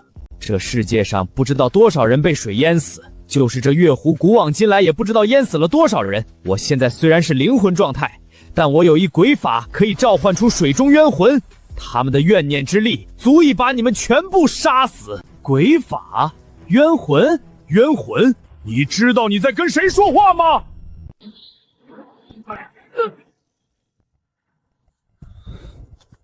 这种的治好了也流口水，还鬼法还冤魂，自己打的就是冤魂。唉，你正在揉眼睛，成功触发问题，倒计时10秒，你已进入疑问之塔，请听判断题：母鸡是能在生理上变成公鸡，是对的还是错的？对的。答案正确，恭喜获得背带库。说起奖励，我在神界里获得的那个规则道具纸牌，还没有查看这个扑克牌的具体作用，还有那些从神界里得来的东西。那么多东西，有一件是有用的，那都是赚了。行了，各回各家，各找各妈吧。哼。这次战斗虽然没有力量提升，但也不是没有收获，至少知道了神界的存在，还获得了一些值得探究的东西。纸牌就是扑克牌，不过不是54张，而是13张。清一色的红心牌，从3到 A， 没有大王小王。这纸牌的规则竟然是前世的抽牌喝酒游戏，抽到不同的牌代表不同的规则。酒桌上的喝酒游戏，到了这里竟然成为了规则道具，这玩意儿怎么用？让人喝酒，别人要杀你，你拿出纸牌和他玩游戏喝酒，把人灌醉了就不杀你是吧？那我要是不喝呢？再仔细看看，说不定看差了。应该会有新的含义。梯子都有了新的功能，纸牌应该也有。真庆幸仔细的去看了纸牌的规则，这些卡牌有了些微的变化，变得更强大了。抽牌的规则没了，我可以自己选择使用哪张牌。当使用 A， 那么就能指定一个人去做一件事情，不局限于喝酒。使用2，不再是陪酒，而是共担伤害。对面攻击自己，自己受到多少伤害，对面也受到多少伤害。3，逛3园，自己说出花园，那么对方就必须10分钟内不断的说出花园里的花，一旦说错，就会变成说错的这个东西10分钟。4，指定对方与其他人进行决斗10分钟。5，说出照相机3个字，10分钟内对方不能动，一旦动了会被禁锢10分钟。6，一棵柳树扭一扭，2棵柳树扭2扭，读错之后会被柳树抽打10分钟。7，防期过，10分钟内从1开始数，数到了7和7的倍数，直接死。8，厕所牌，指定一个人不停上厕所，没尿液了尿血，10分钟之内没死获得自由。9，必须在10分钟之内喝1杯酒，超过时间没喝到或者没喝完，将会面临雷劫。10，谁和自己说话，谁就将变成一个神经病10分钟。J， 受到的伤害转移到左边的人身上。Q， 受到的伤害转移到右边的人身上。K， 完成上一个人布置的任务。第一个任务由自己布置，而后没有一个人被自己使用了红心 K， 做了任务之后他就要布置一个新的任务。红心 K 和 A 有点像，不过还是有一些差别。一个是别人布置任务给别人，具有延后性；一个是我做出指令给别人，具有及时性。这13张牌的能力有一些地方重合，但依然不能忽视他们的强大。没想到酒桌游戏竟然会成为这么强大的规则道具，而且一来就是13张，只给1张牌也能撑起一次奖励。然而疑问之塔却一次性给出了13张，选择题就这样了。等刷新出填扩题了，奖励又会怎么样？现在弄清楚了纸牌的规则，得去试一试，免得以后要使用的时候因为没用过而出现意外。正好还缺一点力量达到3级巅峰，还能试试规则纸牌。然而当自己定睛一看，却惊讶地发现这里面竟然还有熟人。都末日了，你这个经纪人还这么拼命地保护自己的艺人做什么？过来跟我们一起，我们可以和你一起分享他。你们败局已经确定，再打下去只是浪费时间。你不会已经爱上他了吧？你是混娱乐圈的，不知道圈内人是个什么样子吗？你还当宝贝把他捧在手心里，也太搞笑了吧！要想碰爱君，先从我尸体上跨过去。成哥，跟你在一起，我死也愿意。放心，我拼死也不会让你有事的。只是好可惜，我们好不容易才走到一起的。不，我要跟你死在一起。下辈子你早点来，不要让我等太久，好不好？你们的心怎么能这么狠呢？到死都不变心，这是多么珍贵的感情！越是末日，我们就越应该保护这种不可多得的品质啊！我看过你的盗版电影，相见就是缘分。这次我帮你一把，就当偿还你电影票钱了。谢谢。不好意思，要怪就怪你们倒霉了。你们放心，我出手很快的，也不会杀了你们，就把你们击倒吧。好了，虽然我没花钱看了你的盗版电影，但现在我救了你一命，我们两清了。谢谢，谢谢。你没事吧？对不起，对不起。我腿受伤了，有点疼，不受控制。我刚刚都是在硬撑着装的，要不是你出来救我，现在我已经死了。伤得重不重？他们死了吗？没死，只是失去了行动能力。你不用害怕，现在就算是一条狗，也能打死他们4个。太好了，那你可以去死了。为什么？因为杀了你，我能升级啊！你真的好香。在你出现我的面前的时候，那香气扑鼻而来，我从来没有闻到过这么香的味道。你可以安心的去了。我就说哪里怪怪的，原来你才是危险阵营的。他们4个气息邪恶，反而是奖励阵营。刚刚那只是一具分身而已。可我明明看到你的表情，羞涩的跟一个小处男一样是吧？看你长得不错，陪你玩玩。那他们暗影束缚，一点小手段。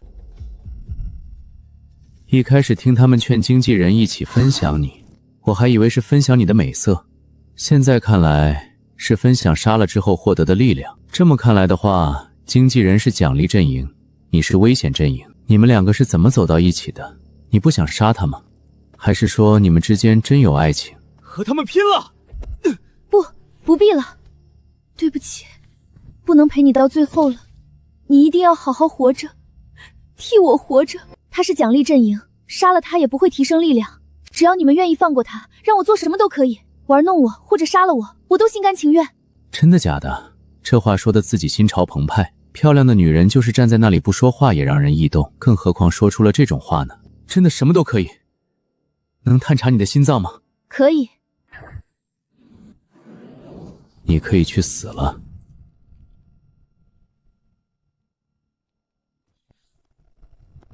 他想干嘛？不会要把经纪人也杀了吧？经纪人是奖励阵营的，杀了也不会提升力量啊！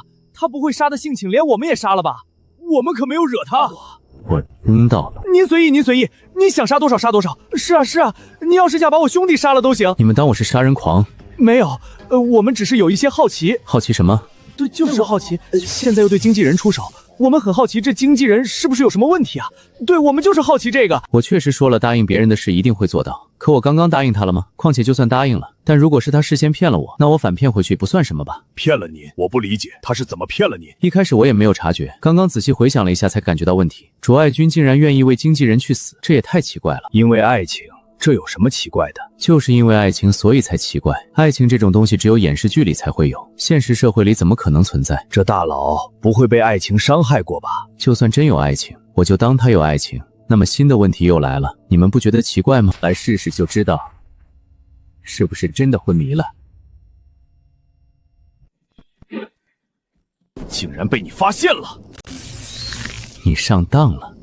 什么意思？刚刚的这些话，什么爱情啊，什么第三者啊，其实都是我编的。我从来都不是个喜欢说废话的人，刚才说了这么一大堆的废话，就是为了炸一炸你。没想到用雷霆一加热，你直接就暴露了。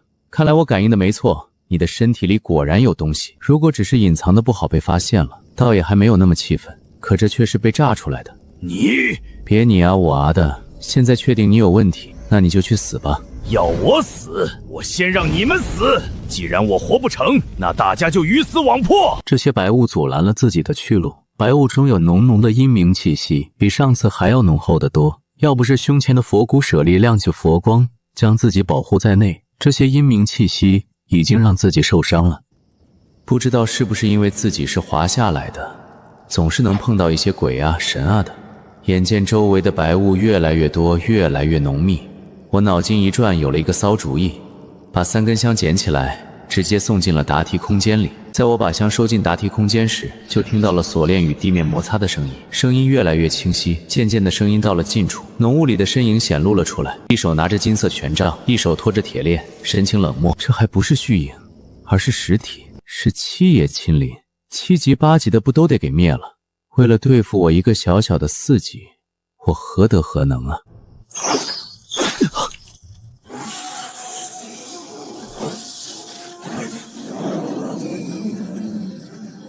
圣兽血脉，佛门传承，怎么会出现在你一个凡人身上？实力的差距却是不能弥补，冤有头，债有主。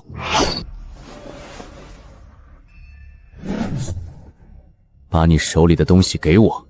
怎么他要杀你？你还让他把杀你的工具给你？他是傻子吗？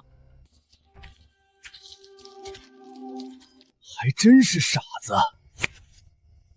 我是神经病，所以呢，要给你颁个奖吗？只要与自己说话，就会变成神经病。你这是何种力量？你好，你好，我有一个问题，你这棵树为什么长得像个人？因为我本来就是个人。我收起红桃石的牌，把他的金棒和魂链也收起。胡说！你要是人，那周围这些是什么？他们是树。明明就是人，疯了！你们都是疯子！行行行，是人。其实在使用第1张牌的时候，自己可以让他自杀来着，但怕他力量太高，自杀也杀不死。他的等级在7级以上，8级、9级、10级都有可能，但他也无法抗拒。哥，他怎么了？可能想妈妈了吧？你们走不走？走，那走吧。红心5是照相机，说出照相机3个字后，对方10分钟之内不能动，动了将被禁锢10分钟。照相机，这是什么力量？他到底是谁？该死的，竟然拿走了我的枯散棒和拘魂链！去给我找一个人，不，5个人，他们的样貌是……我回到明月小区的时候，外面街道上的水已经淹没了半层楼。我看了一眼，没管这些，就返回了住处。4级可以影响天气，但自己的力量还不够稳固，打算等力量稳固了，再来把天上的乌云驱散，解决危险。救人是次要的，主要是解决暴雨危险，自己就能获得力量提升等级。你正在关上窗户，成功触发问题，倒计时10秒，请听判断题。扑克牌中的方块象征的是财富，是对的还是错的？对的。答案正确，恭喜获得天赋神通涅槃。涅槃是凤凰的天赋神通，可以浴火重生。自己一个玄武血脉却获得了凤凰的天赋神通，好怪啊！没凤凰之血也能涅槃吗？我查看了一下这门神通，发现自己的担心是多余的，直接就能使用，没有别的限制。只要死了就能触发这门神通浴火重生，这神通倒是非常强大，但总感觉有些不吉利。我看完天赋神通后，又将神界泥土之类的东西拿出来一一查看，这些东西就算没有什么特殊作用，但都沾有神性，再怎么也不会差吧。变成了一堆灰白色的生命机，结果却出乎我的意料，这些褪了色的东西一碰就散，变成了水泥灰一样的模样。我呲了一声，把它们通通扔进垃圾桶里。这些东西表面上看着没少，竟然填满了一个垃圾桶。躺下开始冥想，巩固修为。念力无法捕捉到它们的存在，这废伤的功能是遮蔽念力，应该不会只有念力。之前一直不打雷，现在却突然打起了雷，有古怪。只要你不找我，我就不找你。你来找我，我必弄死你。这绿色好像不是某种化学颜料，也不是把水染了色，好像是水底多了一些东西在发出绿光。可所有有水的地方都在发光，那是什么？水母、荧光水藻，还是其他某种微生物？我收回刀，把窗帘拉上，然后去厨房煮东西吃。不管外面怎么样，饭还是要吃的。吃完之后再看这妖气散不散，散了的话，自己就把空中的乌云驱散，解决暴雨灾害这一危险，赚取一些力量。不散的话，那就睡觉休息。你正在啃鸭爪，成功触发问题，倒计时10秒，请听判断题。天下第一奇山指的是黄山，是对的还是错的？对的。答案正确，恭喜获得重力掌控。只听名字，这个奖励内容便不用查看，但是这个奖励确实非常强大了。奈何我获得的奖励太多，自己并不怎么放在心上。说起来还得感谢那个人工智能，所以说任何东西都有多面性，有好有坏，只是因为阵营不同而变成了敌人。你正在甩掉手上的水，成功触发问题，倒计时10秒，请听题。寿眉属于白茶，是对的还是错的？对的。答案正确，恭喜获得暗能级数炸弹。你正在闻臭袜子，成功触发问题，倒计时10秒，请听判断题。女子24岁，属于花信之年，是对的还是错的？对的。答案正确，恭喜获得御剑术。请听判断题。苍蝇吃起来的味道是甜的，是对的还是错的？对的。答案正确，恭喜获得身法雷闪。吃完饭然后洗了碗，休息一会儿之后就去上床睡觉了。这中间自己连续触发了7个问题，获得了7个奖励：暗能级数炸弹、御剑术、身法雷闪、放大镜、大师级射击技术、百兽语以及1袋尿素。早晨7点，我从床上起来，先来到窗边看了看外面的情况。大雨变小，天空阴沉，积水淹没1楼，不仅流动了起来，里面的绿色亮光也不见了，取而代之的是深深的黑。如果换了别人有点实力，一定会顺着这水流去查看一番，但我看了一眼后便收回目光，去厨房做早餐去了。简单吃过早餐后，我缩到沙发上玩手机，不紧不慢，不慌不忙。等到中午就去吃午饭，午饭吃了，困了就睡一会儿，睡醒了继续玩，玩到晚上饿了就去做晚饭。这就是我一天的生活。等到一天过去，我睡上床的时候，自己已经触发了11个判断题，答对之后获得了11个奖励。除此之外，再无任何事情发生。怀揣着明天也有今天这么平静的希望，我沉沉睡去。可生活常常都不如人意，对某件事带有希望，那通常都意味着这件事很难发生，所以第二天并不如我希望的那样平静。甚至没到第二天，在半夜的时候，外面的动静把我给惊醒了，一阵又一阵的敲门声在小区各处传来，在这夜里显得尤为刺耳。我猛然瞪大眼，这才反应过来，这些身影全是鬼魂。他们是鬼魂，那下面流动的水是什么？忘川河。可这里面也没有一名气息啊！这还不只是明月小区，整个北城区半个天南市全都是这样。另外半个虽然我的念力覆盖不到，但想来应该也是这样。我想了想，把自己身上的气息收敛，用亡灵元素包裹全身，来到外面。亡灵元素和阴魂有异曲同工之妙，这些低等的鬼魂也看不出端倪来。哥，我们是在找什么？白军大人的东西丢了，让我们找5个人。你怎么会不知道？我是糊涂鬼，记不住事儿。你还真是个糊涂鬼，别偷懒了，快点把那些人找到，不然明史大人会把我们扔进冥河的。搞这么大的动静，竟然就是为了找自己？白无常实力这么强吗？控制这么多的鬼魂？还是说只是碰巧？刚好天南市里有人答错问题，引来了冥河。白无常借着冥河里的鬼魂来为自己办事。于是我返回家里，用神界废壤做了一个方盒子，把自己笼罩在里面继续睡觉，只要看不见那就过意得去了。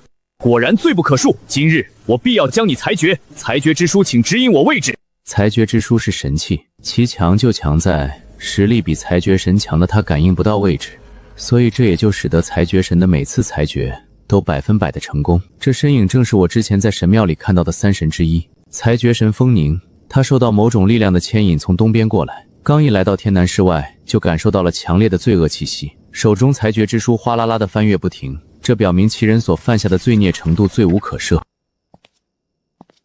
他不是傻子，已经知道我手里有让他也抵抗不了的力量，如果还傻乎乎的找上门去，那不是犯贱，求着被人打。裁决神很强，但与他比起来，差的不是一星半点。裁决人自然也会被拿捏。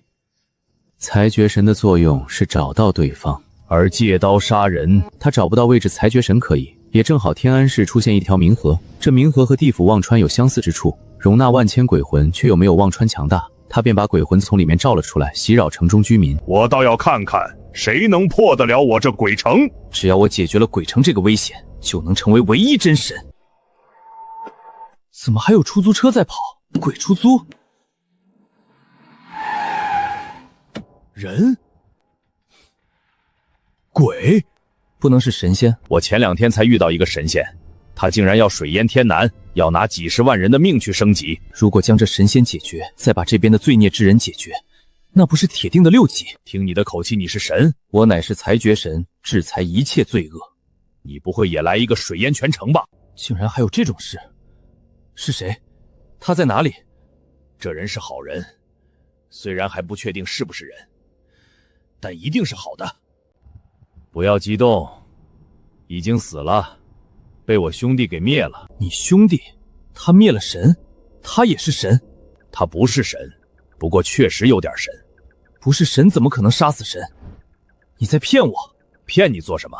要是没把那个水神杀死，天南市早就成为一座水下城市了。我乃是裁决神，制裁一切罪恶。真的假的？我这次过来，就是要裁决那个将这里变成鬼城的人。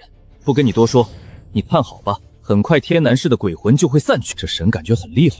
刚刚黄辉逢去商场里零元购的时候，发现了一家出售顶级食材的铺子，牛排按克卖，这种好东西他从没吃过，正好可以去找方云一起吃。你想干嘛？我有正事要做，待会儿打起来了可能会误伤到你们。我是裁决之神，不能伤害无辜。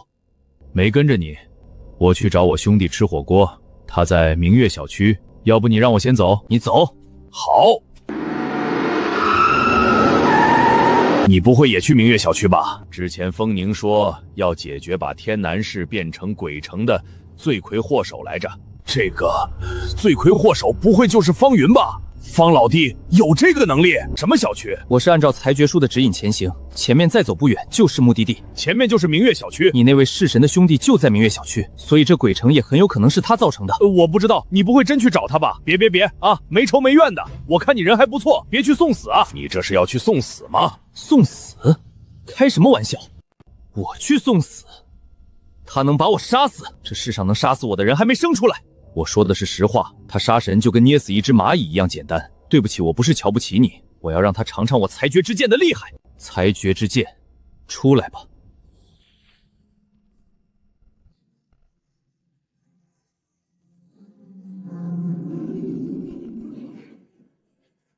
我没见过你，你不是我们小区的，你是谁？啊，李老板，李老板。你是谁？要做什么？我们无冤无仇，没有理由动手。这是我们生活的地方。我是裁决神风宁，执掌罪恶裁决，凡是邪恶罪徒都要受到我的裁决。这楼上有一个罪徒，天南变成鬼城就是因为他，我要将他裁决掉。裁决神这个名字在哪里听过？不就是神庙里的3神之一吗？他怎么跑这儿来了？不是，你等会儿，你是神？你干嘛？把我放开！我打不过他，我就让你看看什么是裁决。这乱世都将由我终结！你们能成神的都有毛病是吧？把云老大惹生气了，后果很严重的。禁锢所有干扰裁决的包庇者，封印他们的力量，将他们全部钉到墙上。我就让你们看看什么是裁决。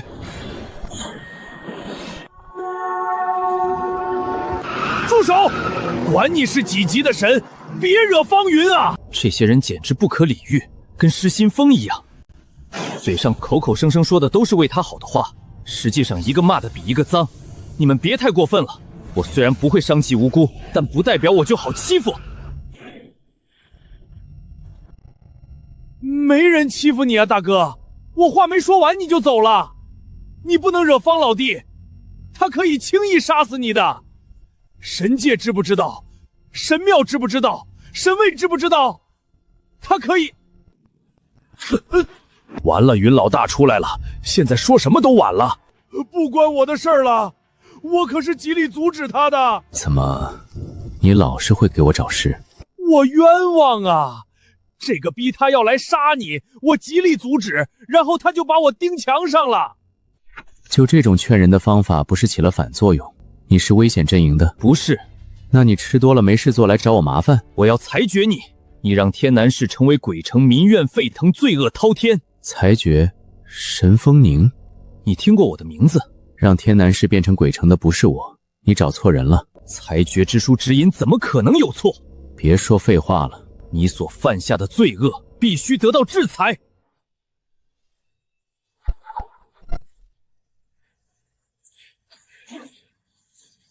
裁决之剑虽然是单体伤害，但只要它足够大，就会变成群体伤害。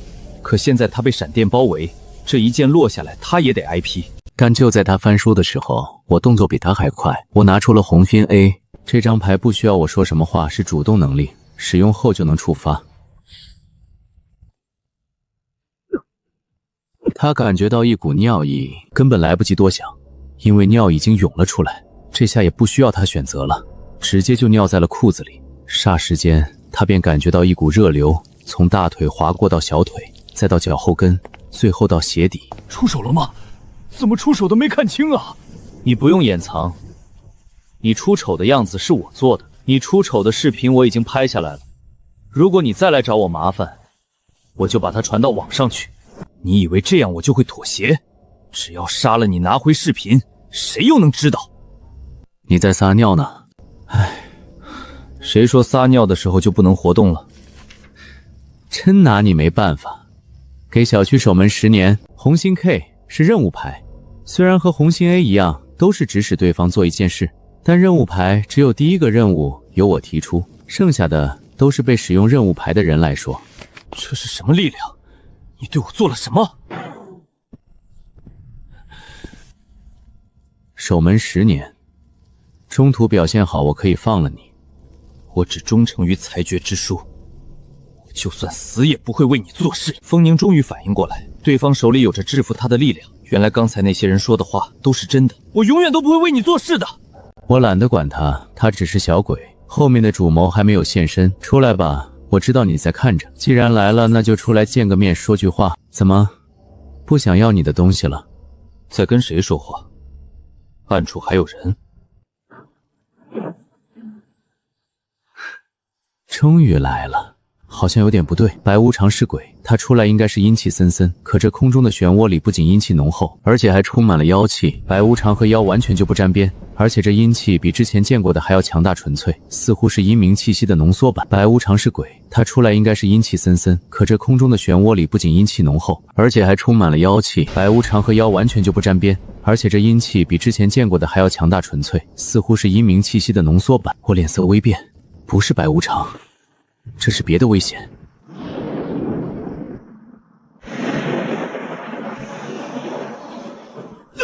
你在狗叫什么？这狗是什么玩意儿？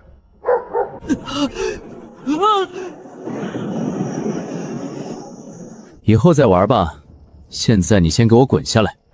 要我滚下来？小子，你有一点太不自量力了。你知道我是谁吗？哮天犬。呵，那种小东西也配跟本座相提并论？本座天狗一族老祖白黄。如果按照某些小说里的描写，哮天犬也是天狗一族的。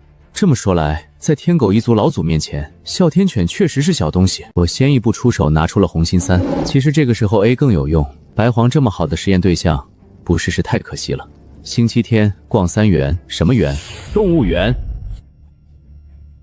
只感觉自己被一股不能抵抗的力量笼罩，所有的一切都被禁锢，力量被剥夺，嘴中吐出的光团也在瞬间破灭。说出所有的动物，计时10分钟，请开始。白黄眼中满是愤怒，他能感觉到这是属于那座该死的小塔的力量，就是这小塔把他带到这里来的。白黄身体发抖，如筛糠一样，带给他的痛苦也越来越大。等到最后3秒，白黄感觉自己快要死了，憋着没法才开口吐出一个字：鸡。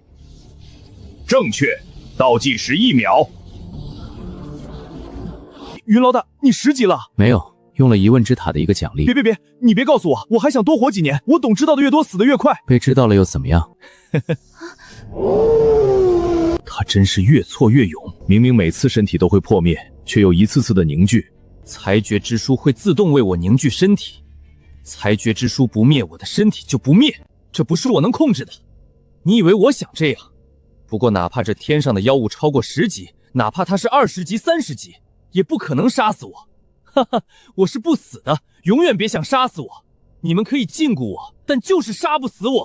嘘，你小点声，你别这么嚣张，惹到方云生气了，谁也救不了你。你们这些神并不是杀不死，掰碎了神位一样会死。你们的神位就放在神界神庙里，对不对？你怎么知道？我不都说了，方老大能是神吗？之前那个水神就是他进入神界的神庙里，找到他的神位掰碎杀死的，这就是他从神界里带回来的，你应该认识吧？你怎么不早说？别吧，我建议你从现在开始就降低你的存在感，不要惹到方老大的注意，同时把那些找过来的麻烦都解决掉，不要让他们出现在方老大面前，这样方老大一高兴，没准就放了你。你为什么帮我？我一直就想说，都从外面追到了这里，你不给我机会啊？李爱国也在劝你，你也不听啊。那我应该怎么办啊？要不我去道歉？他喜欢女人吗？我可以用裁决之书变成女人，身材很好的那种，36一大长腿，还有黑丝。你先走吧，我帮过很多人，不止你一个。你以后要是发达了，要是愿意的话，帮一下我就行，就当我对你的投资吧。好，如果我真的得救了，以后必定报答你。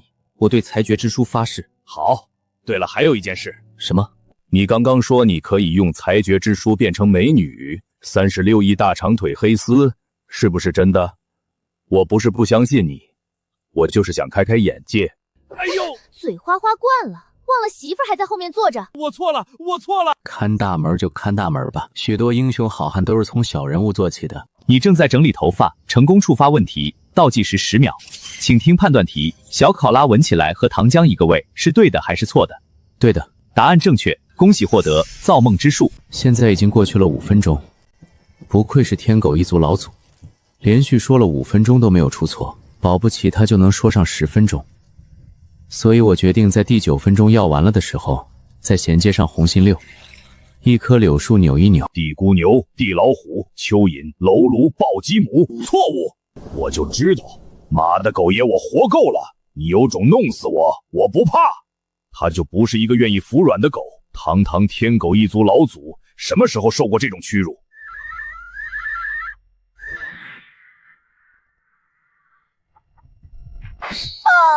暴鸡母。不过自己并不打算放过他。看着没了法力从天空坠落的白黄，我用风将他接了过来。你对我做了什么？做了什么？再叫把你炖来吃了。我是天狗，你竟敢把我变成一只鸡！你这狗也没好到哪里去。是天狗。我知道。那么天狗，你做好了继续接受考验了吗？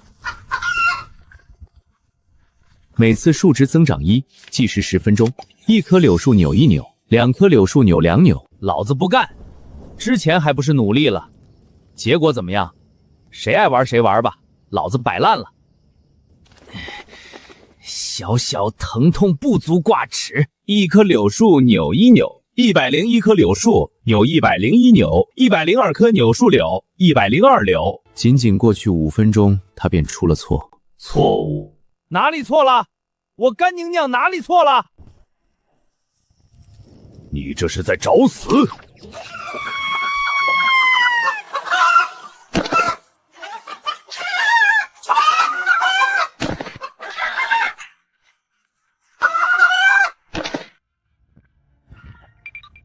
你这柳树，你找死！